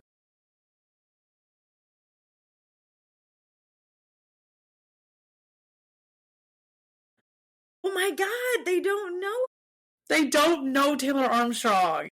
Okay, I just looked up Taylor Armstrong, but I don't know. I don't know what would be the viral video. Taylor's not that viral. I just saw a meme that was like, people only, like, wow, another thing of Taylor Armstrong going viral, and people just think she's known for this, and it was the cat meme. That's and I was how like, I felt when all my Bachelorette friends watched Love Island and were like, Ariana the host, and I went, no. Ariana, the Vanderpump Rules star. Like, what are we talking? Star of Chicago, So that came out, but I was like, you don't know her roots. It fascinates me that people don't know. Well, what fascinates me more is like, okay, fine, you find her on Love Island. Aren't you curious? Like, how does that not become the gateway drug into Vanderpump Rules? Or if Sandoval didn't get you, like, come on. Or someone was like, I hate Phaedra from Traitors, and I went, you hate Phaedra from Married to Medicine and Atlanta, and also, how dare you? So I said, how do you hate Phaedra from Traitors? Well, I said, first of all, you're wrong. Second of all, she was amazing on Traitors. Third of all, you should watch Housewives. What are we talking about? Can you imagine her VHS of Donkey Booty? Like, get me going on the workouts. Imagine hating the person that said, not Atkins Sue. Oh, not Atkins Sue. Oh gosh. Or what was the other? Burgalicious. That you hate that person? And I was literally arguing. When I tell you, like, I saw red, and I went, I don't understand that. I thought she was so funny on the Traitors. She was her romance with Daddy CT. I was like, this is gold. She literally married a felon, I believe, her client. Like, you're not going to sit here and tell me you thought Trishelle was better TV. That's the thing. Like, Phaedra worked so hard to convince people that she did not get pregnant before she married Apollo. She got everybody saying that was a preemie baby. Did you not see her argue her way out of Traitors? How do you hate that woman? I love her. Like, she became, what is it called when you, like, help the dead? What does she do now? Yes. She paints makeup on dead people. How can you hate her? She is, I can't. So, like, The fact that people watch Traitors and are like, I don't know these people. Dude, that's wild. Like, they don't know she's a lawyer, that she's a mortician. Like, I don't know some of them, but I go do my research then. Maybe I won't watch the whole show. Like, for example, like on Winter House, I didn't know what's his name? The guy from Family Karma. Oh, Brian. You gotta watch it, Alicia. I know, but I know where he comes from. I have a sense of what the thing. Family Karma is. You kind of have like a bio about... And I'm not going to judge him just based off of Winter House. There's a full discography that I need to go watch before I judge this person. We see someone say like, you were like an ogre, and we love it, and we're like, tell me more. He just keeps comparing me to like animated characters, like Shrek. Tell me more. Like, how am I mad at How this? did we get here? I think that's, again, the people who watch The Bachelor and or know reality TV think of reality TV as different. I watch it and you watch it and we go, that's great TV. That cracked me up.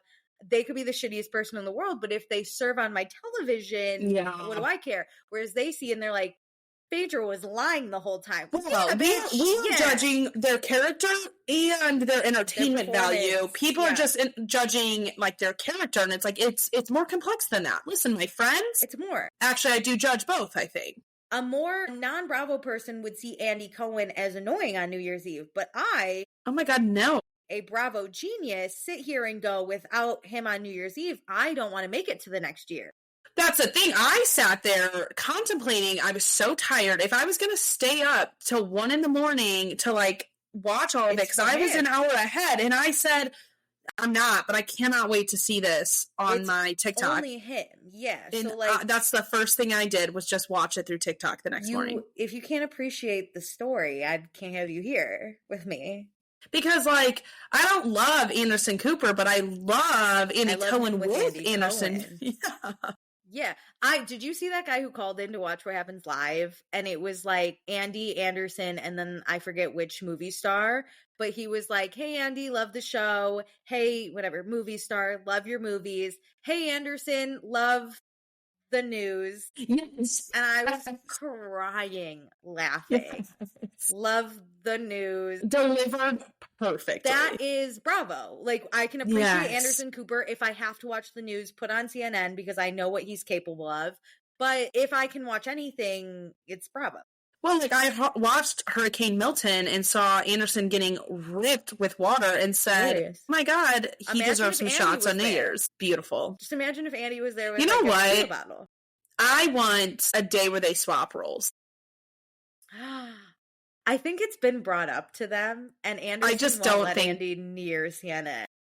Which I think CNN won't let Andy in Anderson's role. Oh, I'm sure. I mean, on New Year's, literally, just give me like a little YouTube video where they like fake it. You know, like it doesn't have to be the real thing. I mean, on New Year's, Andy was like, "I hope I get invited back next year," and Anderson was like, "I think we're both fired." And he goes, "Well, you're not, but I am." That's also part of the lore. Is like, does Andy fuck it up so much that they never get invited back? But then people are just chanting their name every single year. Only watching for Andy. Yes. I was sad when I had to switch to Ryan Seacrest. Who the fuck is that?